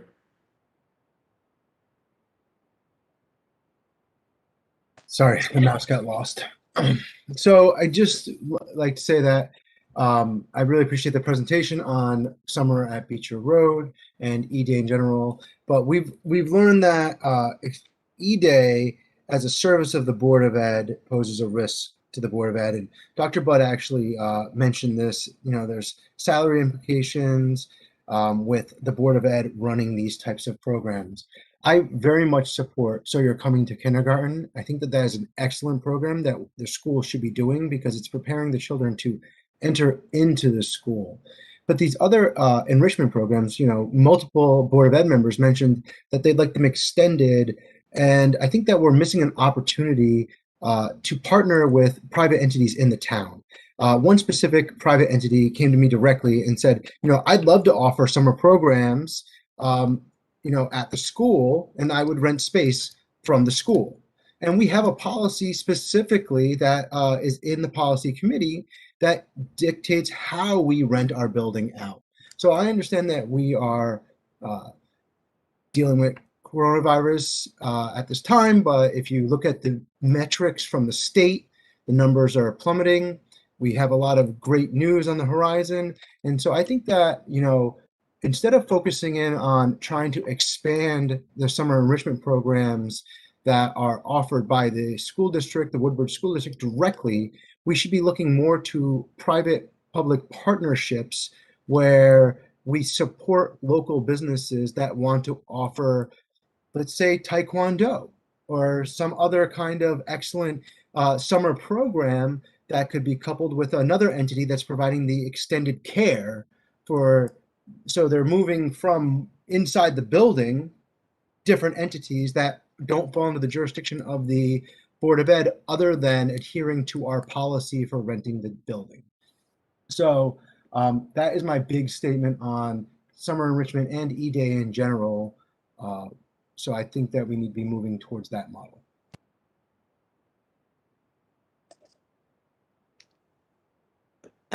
Thank you, Dan, for your comments. I saw some shaking of the head from Dr. Budd, so I'm sure he's made note of that. Jonathan, do you have anything you want to say in conclusion to the summer presentation? No, but I'm not sure if Cheryl is raising her hand to say something, Lynn. Oh, thank you, Jonathan. I do see Cheryl. I just wanted to add one thing, a little bit more with what Jeff and Joyce were talking about. If we aren't successful finding ways to share services this summer, we are having a meeting with all the directors this summer to specifically look at that, to see not only for summers, but also through the school year, is there anything we can do? So I just wanted to put that out there, that even though it may or may not happen for this year, we are still looking for the future. Thanks. Cheryl, thank you for adding that important little tidbit of information for us, because we're always looking for ways in which we can share services. So thanks for being on top of that. All right, we're moving on to Beecher Road School update. Mrs. Sherman. Okay, good evening again. I just have a few quick things, and actually Joy said some of what I was going to say, so I'm going to be a little repetitive, but I need to start by giving a gigantic thank you to the PTO. We were showered with yummy food and special treats and lovely messages and signs, and it was just a really, really wonderful. Joy is right. It was just wonderful to be outside and to be laughing and smiling, and we all felt very loved, and the PTO did a really great job of including all of our staff and all of our remote teachers as well. So just a gigantic thank you to our PTO. We are so incredibly lucky to have a wonderful partnership with these fantastic parents who support us in so many ways. One way that they have supported our students and us recently is by hosting some more virtual authors. And our students had a lot of fun having author visits in a few different grades. And they also got some books to go along with the author visits. So that was really special and fun for many of our students. In other news, the Smarter Balanced and NGSS science tests are wrapping up very soon. We are in the time where we are done with the main portion of the testing, and our students are now just finishing up any tests that they haven't completed, and they are also doing any makeups if they were absent on any days. So really, really excellent job for our teachers and our students in making those assessments happen and have them go as smooth as they can in a remote and in-person learning world that we are living in right now. And Joy already mentioned this, but I just want to put in another plug for Arts Week. And I actually have the Arts Week theme is fish, as Joy mentioned. And you might remember this, but a while ago, Dr. Budd bought everybody the book Swimmy, and he went around and read it to some of our youngest learners, which is really what inspired our Arts Week 14 theme this year of Swimmy. And all of the students, remote and in person, I have a sample for you. Hopefully you can see this, are making these really, really awesome fish out of wire and other materials. This one happens to be only wire. I was trying to hold it up against this white background so you can see it. But all of our students, remote and in person, are creating these fish, and they're going to be hung up on these really beautiful blue waves that the art teachers created. And during the week of May 24th to 28th, there will be many more fun activities coming your way. So stay tuned for all of those exciting updates and exciting events for the kiddos. So that's it for me, unless anybody has any questions. Lisa, thank you so much. Are there any board members who have questions about the report on Beecher Road School? Joyce. I just had a quick question. I was wondering, are we doing STAR for the spring? Oh, We are, okay. yes, STAR A lot of testing. administration. Yeah, we're waiting until Smarter Balanced is over. So STAR administration is coming up in the week of the 24th. Any other questions of Lisa?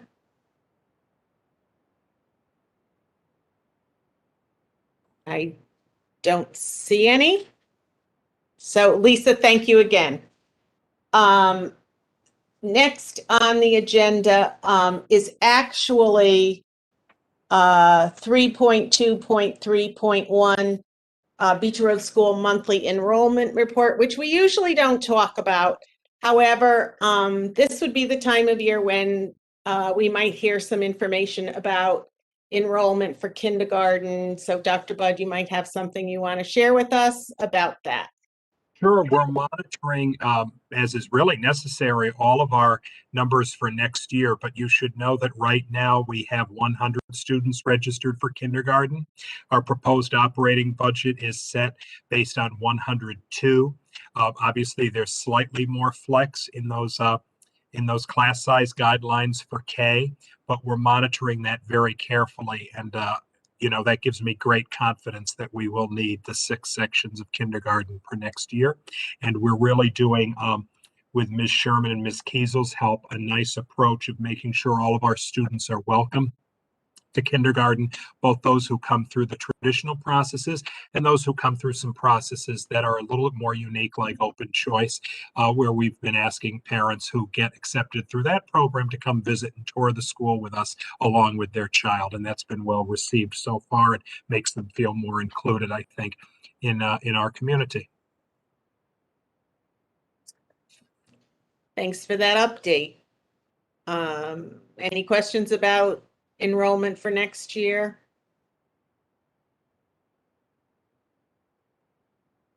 I just want to say I applaud that giving the tours like that. I think it's really great. Agreed, Jeff. Thanks for commenting on that. And also for the work that is being done in registering the new kindergartners. I believe the North Office does a bang up job doing that. And it sounds like this year they're really off to a great start. So kudos and thanks for those efforts as well. The sooner we get them registered, the easier it is to plan ahead. So thank you. Anyone who's involved in that, I thank you for those efforts. Great. Upcoming meeting presentations. The upcoming meeting presentations for the June meeting will be the celebration of Beecher 2020-2021, which will be a review of the things that have happened this year. And the second presentation will be a wellness report. Is there anything specific that the board members would like to have covered in either of those presentations?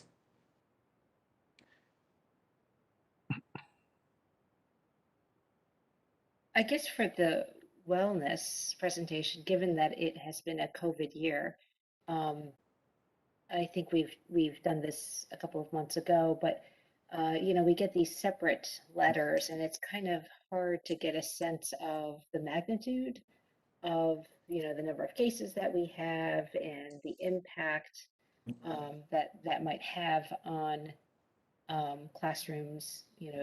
It just seems like as I'm talking to different families that they're in quarantine or going into quarantine or just came out of quarantine. So I don't know if there's a way to quantify to help us kind of get a sense of how that all worked, but that would be interesting.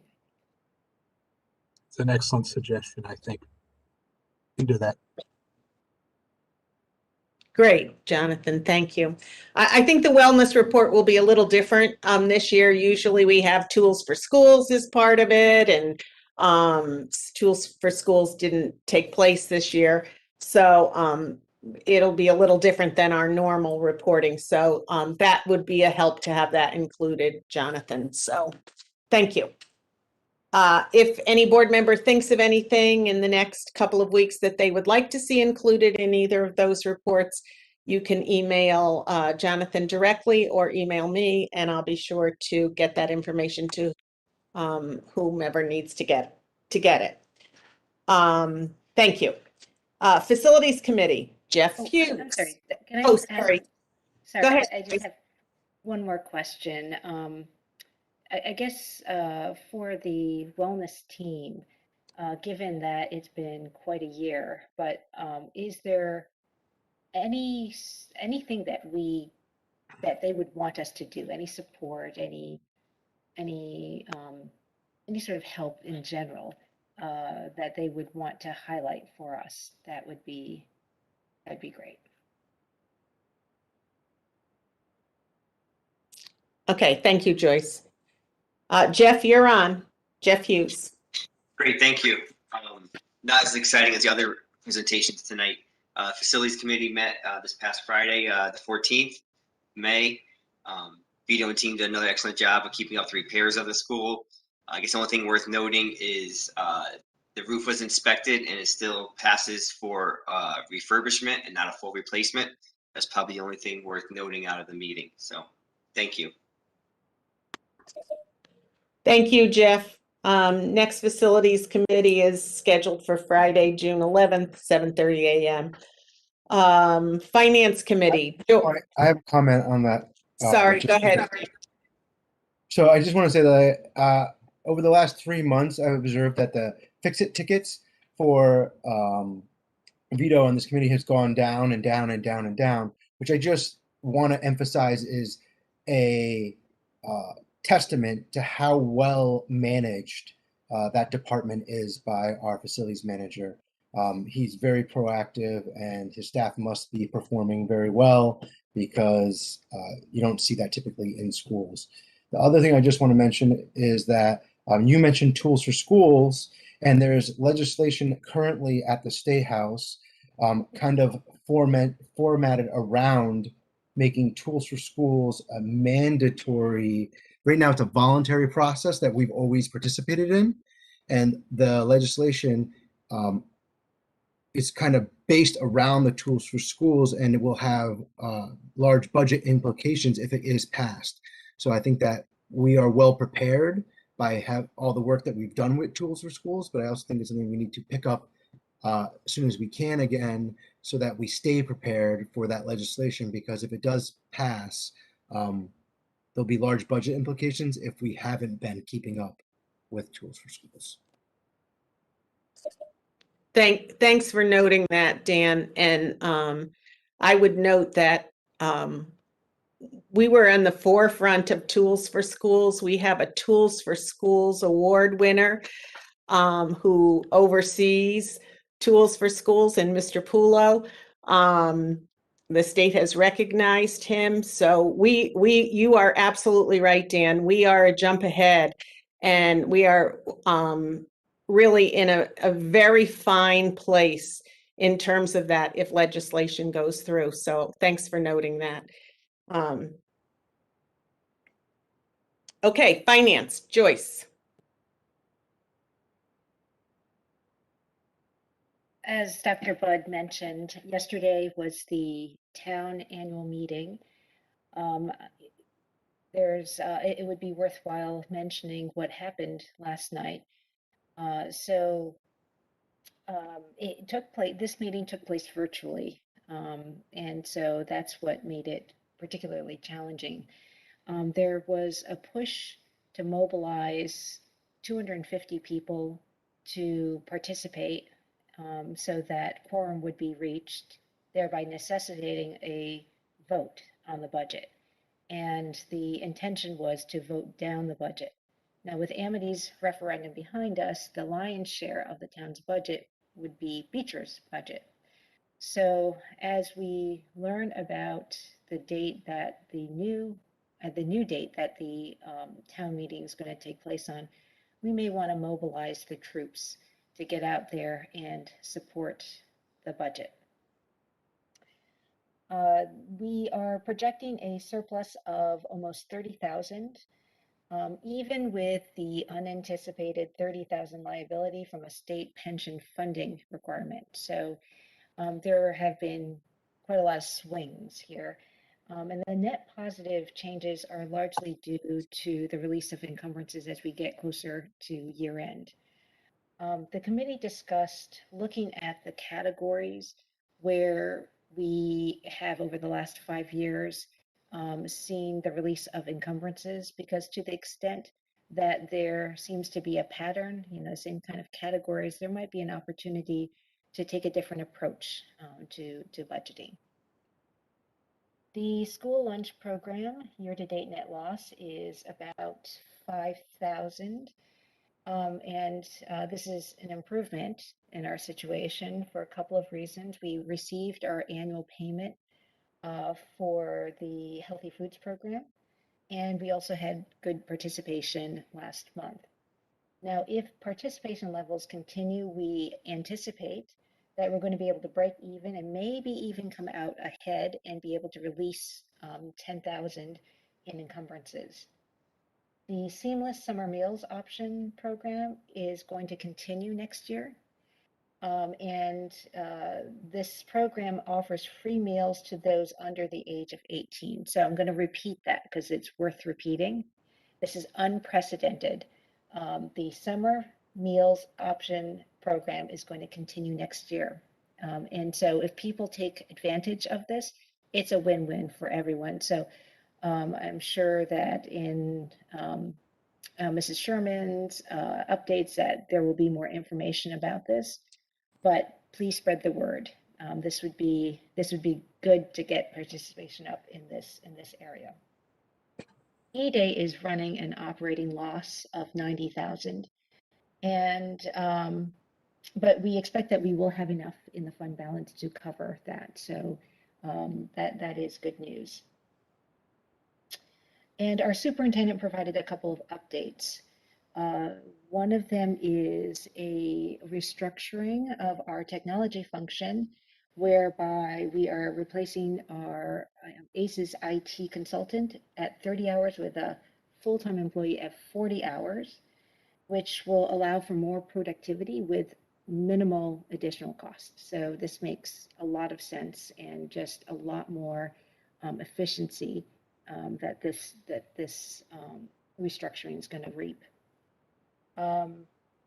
We had committed to returning to a review of the SRO back in November at around this time. However, there is pending related legislation that is in the works, and so over the next couple of weeks we should learn more about the status of that, which will have which will be relevant to whether it makes sense to continue this SRO review or not. I think Jonathan had already talked about the grants, so I don't need to cover that. I think that's it. Thank you. Thank you, Joyce. Any questions from the board about the Finance Committee report? Yeah, I'd just like to make one comment. The town budget could still get voted down if Beecher end up with the money it asked for. It depends how the Finance Committee does their shuffle. So just to clarify, even though the budget gets voted down, we can still get the same amount of money. No one knows the exact outcome of that. Yes, so the way that it will work is that you have to actually go line item by line item. But if the intention is that taxes, that people don't want taxes to be raised, I mean, we're going to have to find over $1 million, and we represent the biggest budget. So it's likely that, and we just have one line item, right? Just Beecher Road School budget. So this would be very painful to us should they pick Joyce, that line item to focus on. I really have to make a comment in response to this. I think it's completely inappropriate for you to get on here during a finance committee meeting and make these comments about what happened last night. It's really obviously partisan, and whether or not the town's citizens come out to form a quorum is not something that they're rallying the troops, to use your words. And so I think that that's inappropriate for an elected official to say something like that on a public meeting. And by all means, the town could choose to fully fund the educational budget and find savings elsewhere in this town. So I think that your insinuation that the townspeople came out because they don't care about education is slanderous in nature. I believe our town cares more about education than any other line item. And I don't appreciate you insinuating that about the rest of the townsfolk. I think we can just summarize it by mentioning that, in fact, that their meeting that was going to happen yesterday didn't happen yet. There's going to be another meeting. If you're concerned about education, it's important to take a role in what we're doing, especially in the town meetings that pertain to the budget that needs to be passed for Beecher to have funding for next year. Thank you. Any other comments? I think it's important for all the residents of this town to come out and make a decision. So please come out during the budget referendum. Thank you.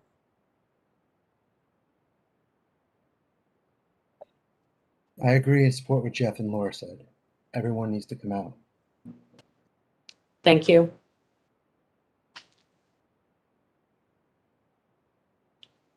Moving on to curriculum committee report, Mike Strambler. Let me just say that the next finance committee meeting is scheduled for Monday, June 14th, 6:30 p.m. So if you're interested in finance, join us at that meeting. Curriculum committee, Mike Strambler. Yeah, so we met on April 22nd last month and covered 3 different topics. One was addressing learning loss, the other was grade 6 pre-algebra, and school attendance. Jonathan and Lisa did a good job of covering what we discussed about addressing learning loss. We primarily focused on the summer learning program. We talked a little bit about how students would be selected and what the structure of that program would look like. Jonathan also today touched a little bit on the grade 6 pre-algebra program. They also talked a bit about how students will be identified for that program, what kinds of assessments will be used to identify those students, namely the STAR assessment and the COGAT or COJAT, or however that's pronounced, and their outstanding performance on district assessments in math.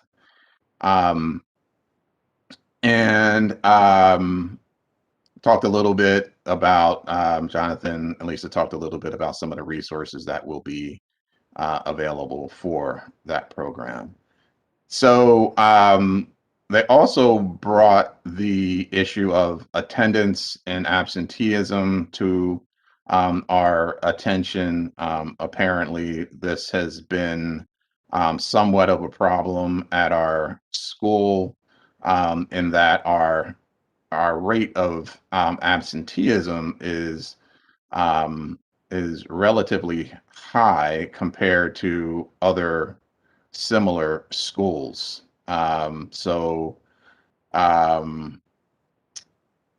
Let's see, we had in 1920, for example, it was 7.4% were chronically absent.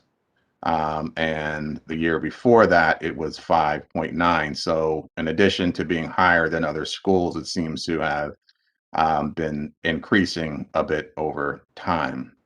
So in future meetings, we're going to hear a little bit more about that, seeing some of the data disaggregated and trying to get to some of the root causes of these higher rates of absenteeism and chronic absenteeism. So our next meeting is actually this Thursday at 4:30. Thanks, Mike. Any board comments or questions on Mike's curriculum committee report? Seeing none, we'll move to the next part of the agenda, which is under the curriculum committee report, which is textbook approval. Dr. Budd, I'm going to let you say a few words, and then I'll ask for a motion, then we'll have board discussion before we vote. I have 3 important sentences for the board to consider. A sign shows the temperature in Badger, Minnesota at 10 p.m. is minus 11.5 degrees Fahrenheit. At 4 a.m., the temperature changed by 2/3 of the current value. What is the final temperature? If you believe, like we do, that there are 6th graders next year who should be able to answer that question in a chapter on rational numbers, then I think you should vote to support the adoption of Reveal Math Accelerated for use in grade 6 pre-algebra and help your child get to page 205. The book is here. Normally we'd have an in-person meeting and you can look at it. It's actually a two-volume, 3-hole punched consumable text. And so I've provided on e-meeting the scope and sequence, which is the best I can do virtually.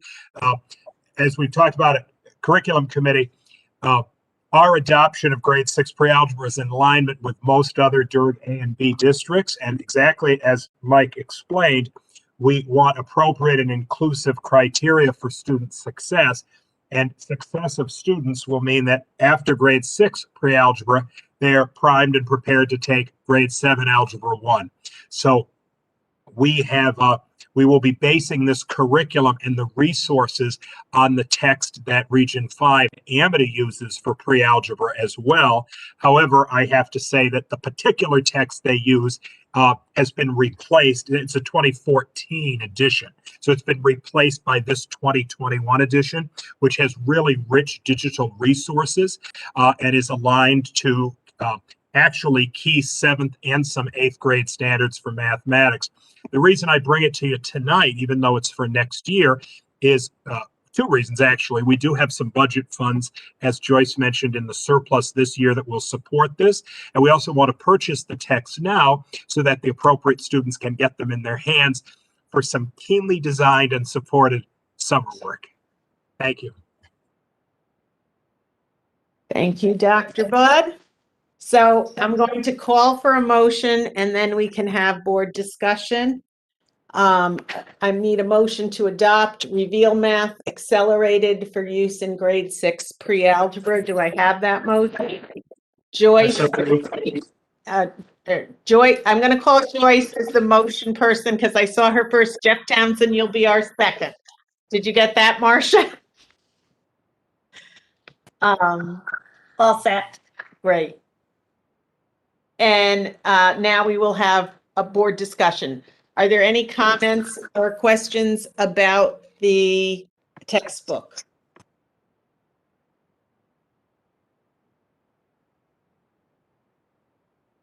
Seeing none, I'm going to call for a vote. I'm going to try this just by raising hands. So all those in favor of the adoption of Reveal Math Accelerated, please raise your hand. That's unanimous, Marcia. Thank you very much, board members. And thank you, Jonathan. This is exciting. Lynn, do you have the answer? I'm working on it here. Sorry. Thanks. I realized they didn't send the teacher's edition, so I'm a little stymied at this point. See me in about 6 weeks.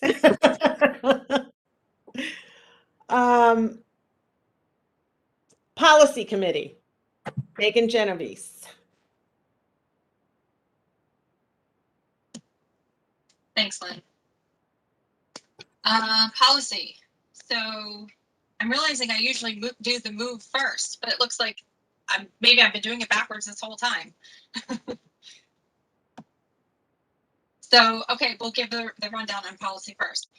So yeah, we met Tuesday, May 11th and Thursday, May 13th. Thank you to everyone who attended. We reviewed 6 policies over those 2 days, and we have recommended 5 of those 6 policies to be put up for 30-day review, which was part of our consent agenda. And basically, well, one of those was our suspension and expulsion due process that we had brought last month. We brought that to the board. There were some questions about the language, particularly around defining firearms, and there's specific federal code that CAVE had created language to try to simplify it, but it just seemed to make it more complicated. So Jonathan had pulled that out and just referenced the federal code, and with the previous modifications that were revised due to statutory changes since the revision in 2014, I think everybody was happy with those modifications.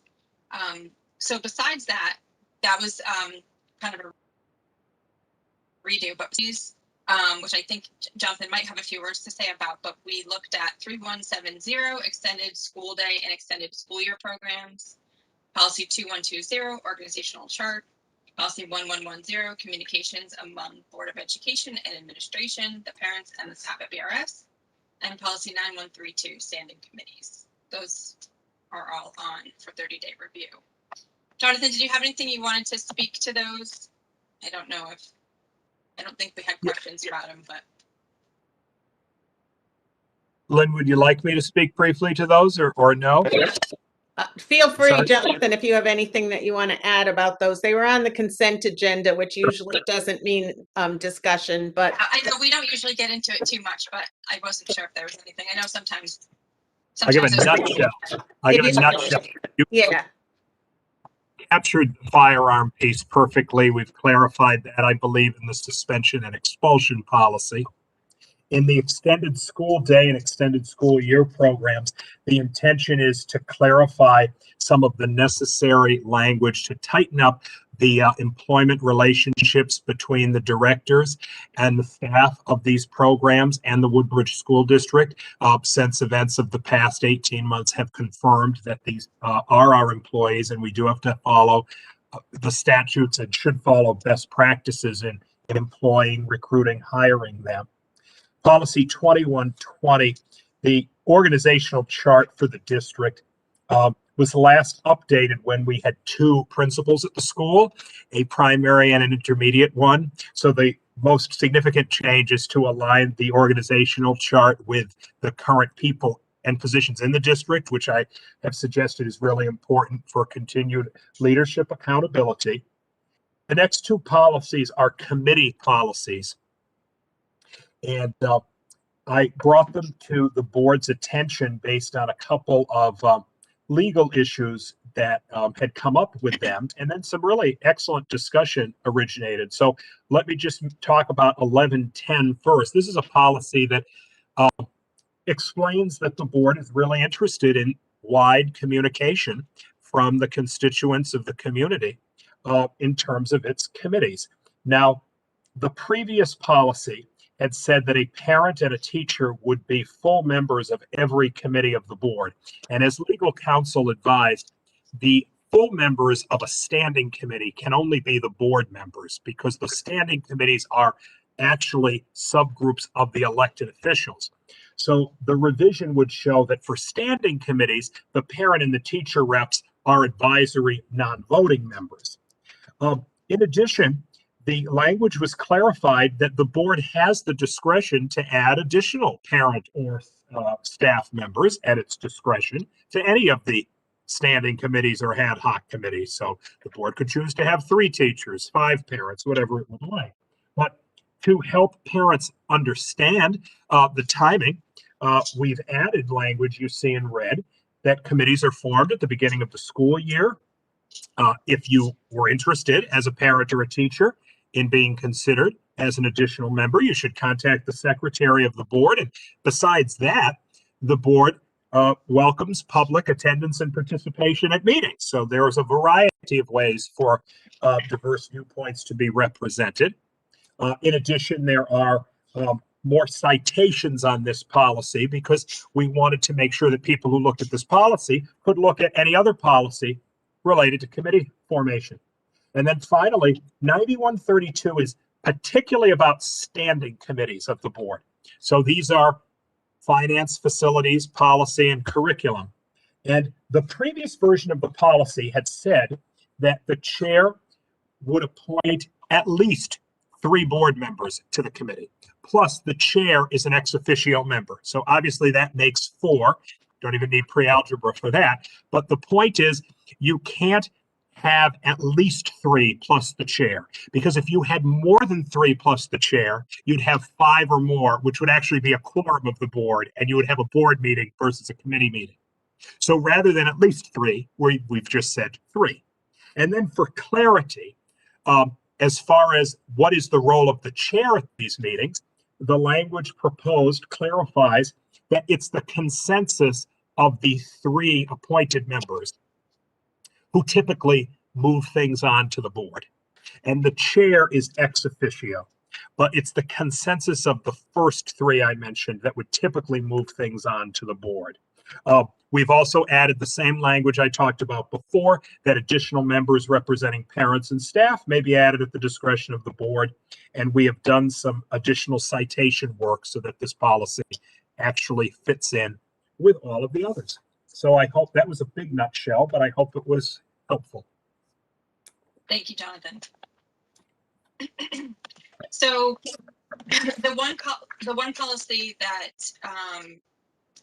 we didn't actually, should ask if anyone has questions about those before we move on, but feel free, they're on for 30-day review, and feel free if anybody on the board has questions about them to contact Jonathan or I anytime between now and the next board meeting.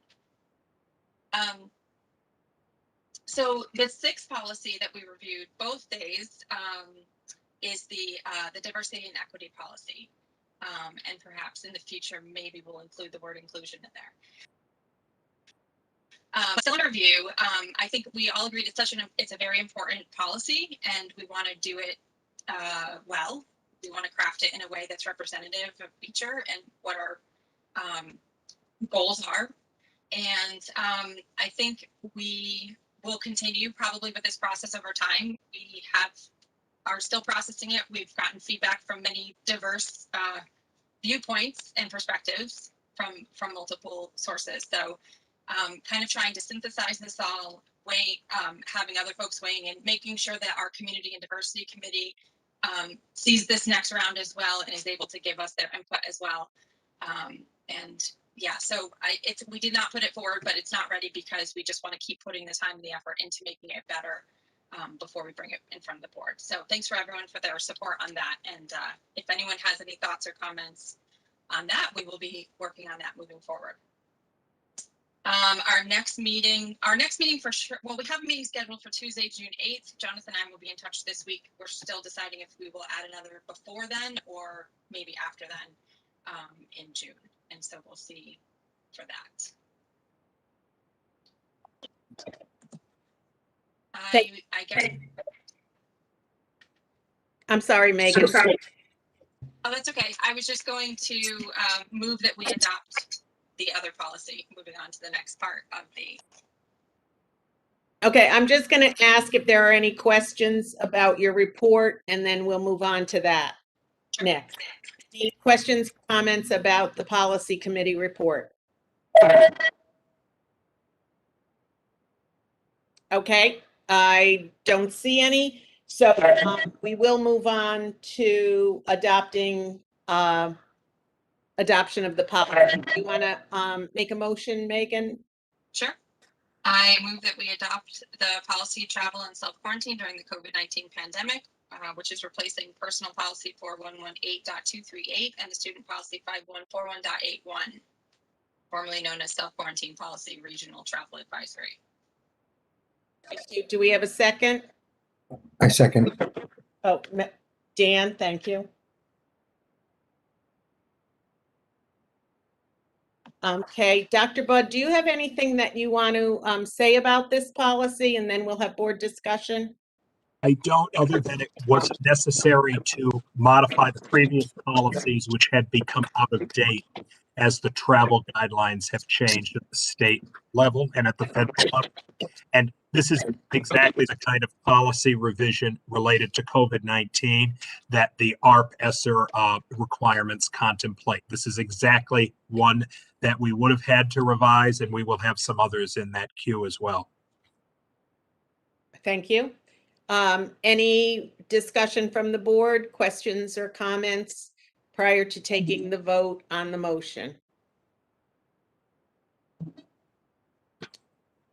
Seeing none, I'll call for a vote. All those in favor of adopting that policy, please raise your hand. That's unanimous, Marcia. Thank you, board members. Thank you, Megan, for your report. Ms. Biazik? Yes, Mr. Cowan. So given that we have this newly adopted policy, I'd like to bring up a point that it requires a quarterly review. And so I'd like to make sure that's on the agenda for the August policy meeting because it requires 30 days review and so forth. So you can meet your quarterly cycle of review, it would need to be on that August policy meeting agenda. Thanks, Dan. Okay, moving on. Megan, you're on again. CABE liaison report. Great, thanks, Lynn. Just two items on here for today. The first is that CABE is conducting a survey on diversity, equity, and inclusion survey. They are interested in better understanding the demographics of school board members in Connecticut. And I think because they are trying to design programs and activities and services that can relate to the diversity of our group of CABE members. So I think they're just trying to get a better understanding of that. So if folks have a few minutes to go, I don't know if everyone's gotten that request through email. Hopefully you have. If you haven't, please let me know. I can forward it to you. And the other piece is, and I believe I mentioned this last month as well, but it's coming up in June, is the legislative wrap-up. That's coming up. It's only an hour and 15 minutes. It's Monday, June 14th at 11 a.m. to 12:15. And they go over, actually sent the specifics, some specific agenda items that they'll be discussing. So basically it's briefing on new laws, regulations, administrative activities, and court decisions that will require action at local or regional school districts. Let's see, some of the agenda items will be education funding, education pandemic legislation, minority teacher recruitment and retention, mandates, and task forces. So I'd really like to encourage other board members to sign up for that. And if you're interested, I believe you probably need to let Marcia know so she can sign you up.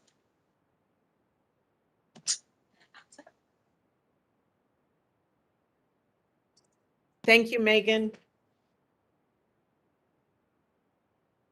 Okay, new business. 4.1, modification of the 2020-2021 calendar. Dr. Budd, do you have a few words you'd like to share with the board about that? I do. We probably can't believe on May 18th, I'm asking for 2 modifications to the calendar for a year that's about to end. They're important, very important modifications. We have some time-sensitive issues that have arisen that really necessitate my recommending 2 early dismissal days for students that were not contemplated on the earlier calendar. First, let me clarify, the last day of school is Monday, June 21st, and that is always been an early release day. But I am asking the board to support an early release day on Thursday, June 17th, with the standard early dismissal time of 1:10 p.m. I want to make sure we're positioned with great success for reopening of school next school year. And this early dismissal time for students will give the opportunity for all staff to engage in focus groups based on the reopening plan draft for next school year to feel that everybody's input has been considered, and for me and the other representatives of that reopening team to capture all of that data and share it with the board. And that shared time is essential for that purpose. The even more exciting idea is Friday, June 18th, a slightly early dismissal time of 1 p.m. will allow us to conduct an in-person graduation ceremony for our exiting sixth graders here at Beecher Road School. And without going into significant detail now, what I would say is that in order to do that here at Beecher, first of all, the value is that our students in sixth grade who have not all been together in nearly a year and a half will be able to come back onto Beecher. If the weather is cooperative, they will be able to have a couple of guests each with them, and they will be able to graduate from this school that has meant so much to them for 7 years and then go and move on from that point. In order for that to happen, we have to exit the building of the K-5 students. And it also will allow our staff to attend that ceremony as well, which will be a really meaningful gathering of community. So from a logistical perspective, two very different requests come together with that early dismissal, early release day proposal for Thursday the 17th and Friday the 18th. And I'd be happy to answer any questions about that. But although I'm very sensitive to perceived loss of student learning time, I would say to capture these two activities, this is the best time of the year to do that. And the impact on student learning would be relatively minimal at that time of year. Thank you, Dr. Budd. So the first thing I'm going to do is ask for a motion that we modify the 2020-2021 calendar to reflect Thursday, June 17th as an early release day for students with a dismissal time of 1:10 p.m. and Friday, June 18th as an early release day for students with a dismissal time of 1 p.m. And then once I have that motion in second, we'll have board discussion. Laura, are you making that motion? So moved. Joyce, are you seconding it? Thank you. Okay, now I would ask if there is any discussion of that motion or questions for Dr. Budd. Megan? Sorry, my thing, my audio was cutting out a little bit. So if you said this, I apologize. But notice this is very minor, by the way. I think this is a great idea.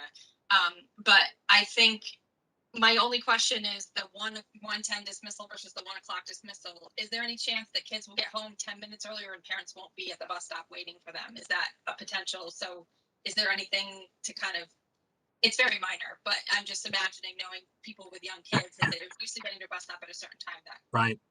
We're going to have to message that very thoroughly. I mean, if this board adopts this tonight, the first messaging will go out tomorrow with big bold print around that, and we will message it a few times earlier.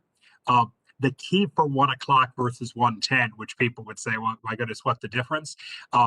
We have to ensure that for a 2:30 graduation ceremony, we need the guests to start arriving about an hour earlier, but no earlier than that, or they will interfere with bus and parent pickup.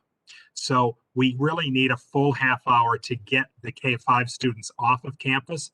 And then the communication to the grade 6 parents, which would go out tomorrow with all the graduation details, would say, we ask you to start arriving on campus at 1:30, which will give us time to get all of them to the North Field, which is where this will happen. It gives us time to have handicapped accessibility and to have guests guided to that location. So we've had conversations with our bus transportation providers, and they asked for that 10 minutes, and we will do everything possible to make sure every parent knows about watching the clock on that day. Sounds good, thanks. Dan? Just on behalf of my 6th grade daughter, thank you. That's it. We'll see you there. Thanks, Dan. Any other questions? Then I'll call for a vote on the motion. All in favor, raise your hand, please. That's unanimous, Marcia. Thank you, board members. Moving on to approval of stipend for Summer Enrichment Director 2021. Dr. Bud, say a few words about that, please. Sure. Policy 3170 of the board requires that stipends for the directors of extended school year programs be approved by the Board of Education. And so based on the parameters I presented earlier for the duration of this program, as I mentioned at the Finance Committee last week, I am recommending a stipend of $2,500 for said director.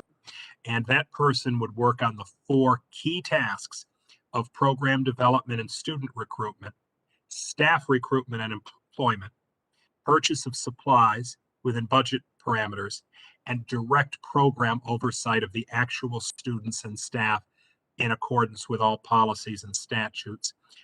Based on that organizational chart, the supervision and evaluation would be by the superintendent, and that stipend amount matches those responsibilities and also is aligned with our desire to have an individual with administrative certification based on our recommendations from board counsel.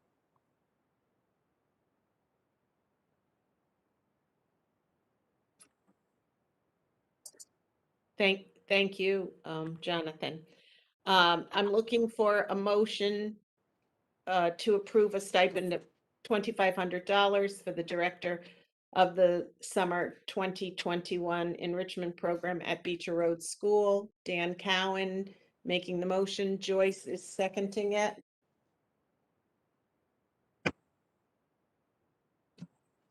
Is there any board comment or question about the motion? I do. Ann, go ahead. So I just want to clarify that when we do vote, I'll be voting this down. And the reason why I'll be voting it down is because I don't believe we should be in the business of providing summer enrichment. As I said previously, if we were just doing the learning loss, I would be in support of it at the full amount that's indicated. I just think we should get out of the business of providing enrichment programs that could be provided by a private partnership. Okay. Any other comments or questions? Seeing none, I'm going to call for a vote. All those in favor?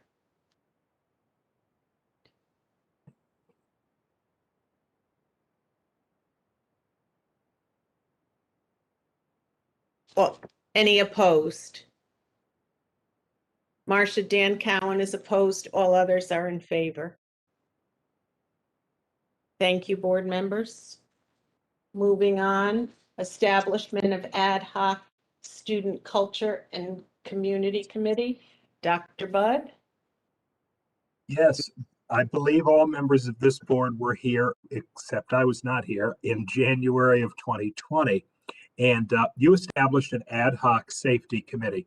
And the charge of that committee was that the board would receive at the May 19th, 2020 meeting, a report about the staff and program resources necessary to address the changing and significant student behavioral needs at Beecher Road School. And I'm told by every member of this ad hoc committee that very productive meetings began after that point. But then there was a pandemic, and the pandemic interrupted the productive work of this committee. The report could not come to fruition at the board meeting, and there is an interest of the people on that committee to continue this excellent work. And so in speaking with the board members of the ad hoc committee, I would propose that this committee be continued with a slightly different name for clarification. And with the motion that you see there, I will note that the proposed name is the Ad Hoc Student Culture and Community Committee, which ties quite in nicely with other things we've heard this evening about the importance of positive school culture, climate, and community for every member of the community, including each and every student, each and every day. And the goal of this committee would be to assess and evaluate that culture and community, to identify the resources necessary to address short-term and long-term goals, to foster a supportive, respectful, and physically and emotionally safe learning environment. The committee membership you see in the proposed motion is exactly the same committee membership that existed on the previous Ad hoc Safety Committee. The representative groups may choose to send the same or different individuals, and I recommend regular meetings of this committee with a report to the full board at the January 2022 meeting. Such important work that was begun, and it dignifies it really importantly to ask this committee to be reconstituted. So thank you. Thank you, Dr. Budd. I'm looking for a motion that we establish an ad hoc student culture and community committee to assess and evaluate student culture and community at Beecher Road School, including the identification of any resources necessary to address short-term, long-term goals to foster a supportive, respectful, and physically and emotionally safe learning environment. Committee members will include the superintendent, 2 Board of Education members, 2 administrators, 2 parents, 2 WEA representatives, 2 SEA representatives. And the committee will meet regularly and make a report to the full board at its January 2022 meeting. Do I have that voice? As Megan. All right. Now, do we have any discussion about that motion? Dan.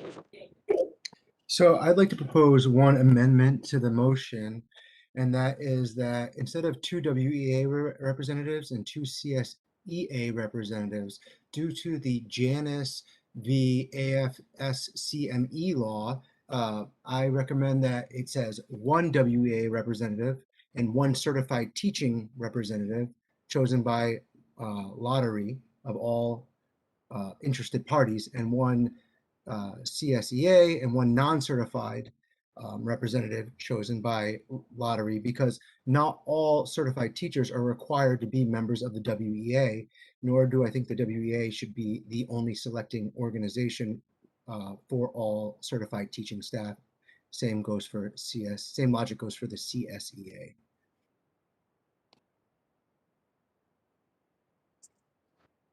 Are there any other comments?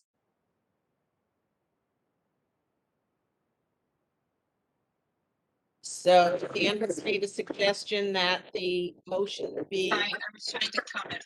I was not interrupting. I guess I just wanted to comment on and just say thank you for presenting this. I'm very excited to have a student culture and community committee, and I think that'll be an asset to Beecher and a great way to get involvement and feedback. So thank you.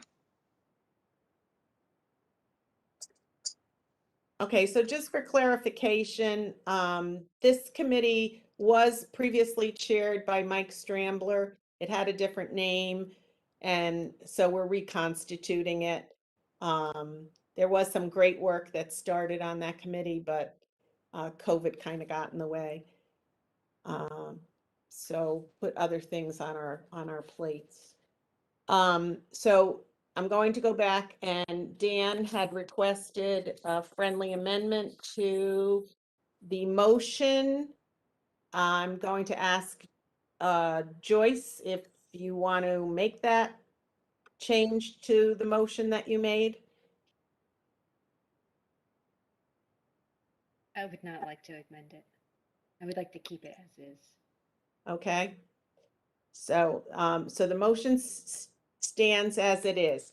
So I'm just for clarification purposes of the board, if you support changing the motion, you first have to vote that motion down, I believe, and then have a new motion entered into the record. So is there any other discussion on the motion that is currently before us? Megan. Question, and I know this can vary depending on the committee, and I apologize if I should know this, but is this a committee that's open to other people attending, or is it closed to these committee members? So for example, if additional teachers come in, are they allowed to attend? By statute, an ad hoc committee is subject to FOI requirements, so the meetings must be noticed and available for the public to attend, presumably like this meeting we're having. And then presumably on the agenda, there could be public comment as well. Okay, great, thank you. But the members of the committee are the only ones that can participate in the discussion. So that's what I was asking, that we don't only have the WEA and the CSEA represented, that all teachers and all non-certified staff are represented as participants in the conversation. And that's why I made my motion.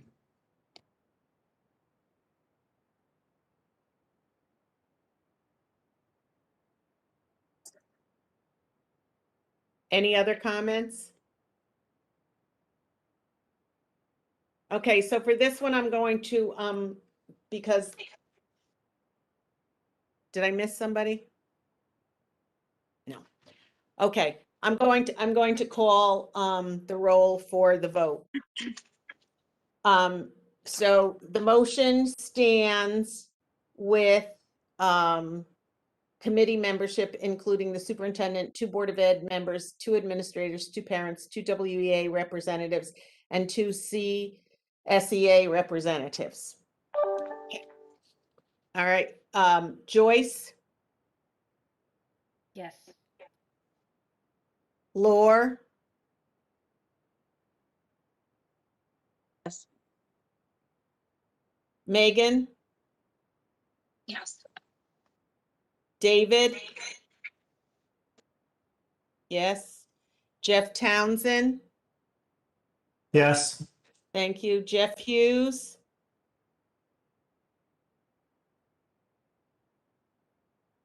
thumbs up, Jeff, great, thank you, Mike Strambler, Yes. Dan, No. no, thank you, Dan, and I will vote yes. The motion carries 8-1. Thank you, board members.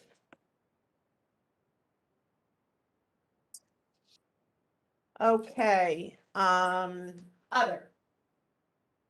We're up to 5 public comment. If anyone from the public wishes to comment, please raise your hand in the participants list.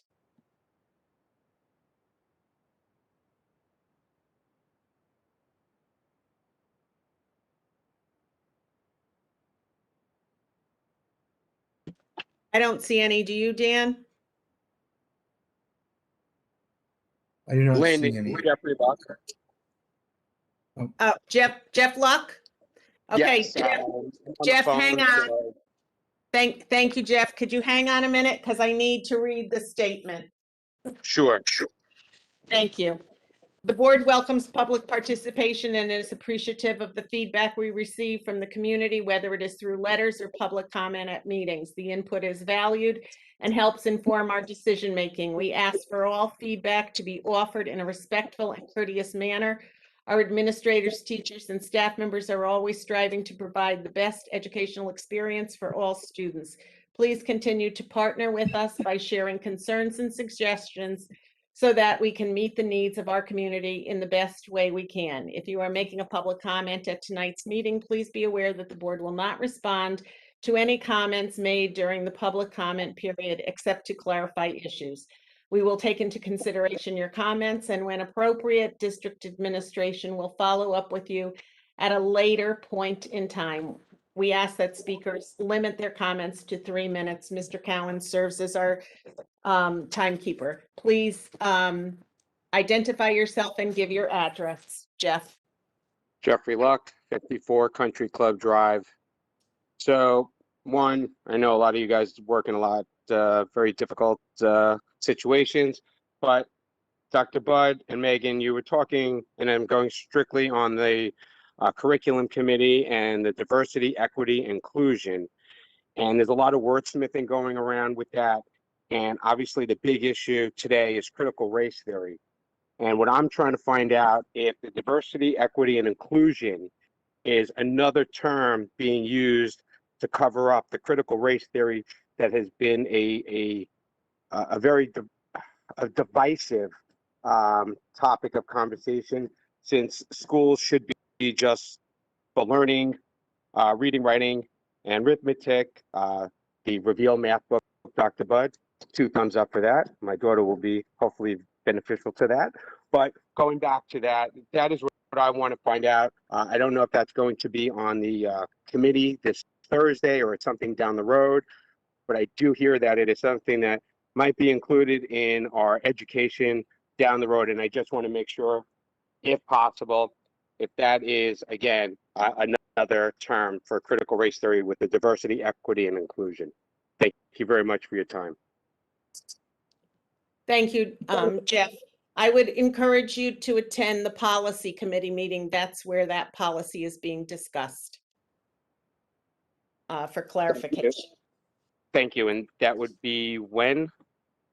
The next policy committee right now is scheduled, I believe, for June 8th at 8 a.m. Okay, thank you so much. You're very welcome. Okay. The board will be moving into executive session. I need a motion to enter into executive session, inviting Dr. Budd for the purpose Is there any of. other public comment? Oh, I'm sorry. Dan, thank you. Is there any other? I would just like to add. Okay, so could, Erin, could you identify yourself and give your address, please? Sure. So my name is Erin Williamson. My address is 21 Hemlock Hollow Road in Woodbridge. Sorry, it's been a long meeting. Forgot where I lived. I just wanted to, in response to that, just really thank the thoughtfulness that has been put forth, I think, by the administration as it relates to addressing diversity, equity, inclusion. I think it's really important for us to recognize that kids learn a lot more at school than just mathematics and reading. They learn how to be good citizens. They learn how to be good friends. They learn how to share. I mean, there's a lot of things that our teachers and educators are teaching our kids. You have our kids for more hours in the day than I have my kids. And so I think that you play an invaluable role in their lives. And I think it's really critical that when our kids leave the Amity School District, that they be prepared with the skill sets to enter a global world and a diverse world, and understand that there are differences among us that should not only be recognized, but celebrated and appreciated. This is not saying that it's critical race theory. I think that that term actually has been co-opted. This instead is saying that we need to recognize who we all are and celebrate that. And I just want to say that there are also people in this community that are really appreciative of what you are doing, and think it's really wonderful, the forward steps and progress that you're making in preparing our students for a global world. Thank you, Erin. Are any other public comments?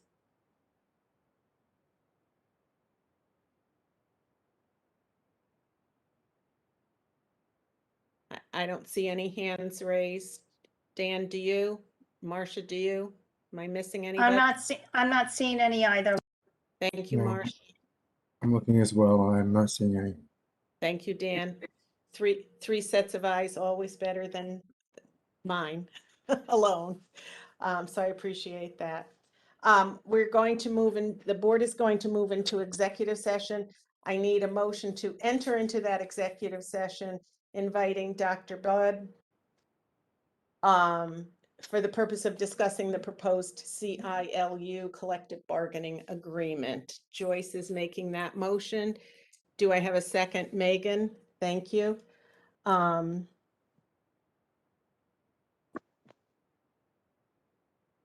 All those in favor, please raise your hand.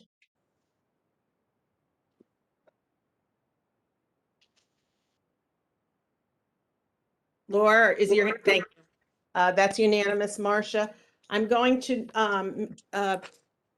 make a statement to the public at this time. It is anticipated that there will be an action taken following the board's executive session. So the board will be coming back to this same WebEx meeting.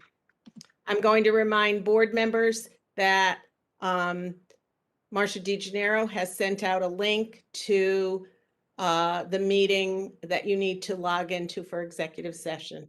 So we'll take a 3-minute break, log into executive session, and then after the executive session, I anticipate that we will be returning to this WebEx meeting to vote to take a vote and then to adjourn. Thank you, board members.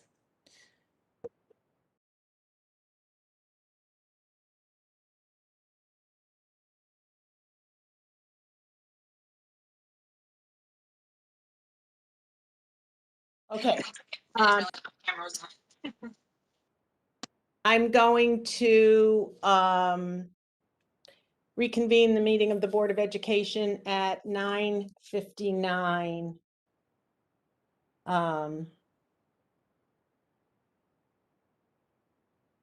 Return to regular session.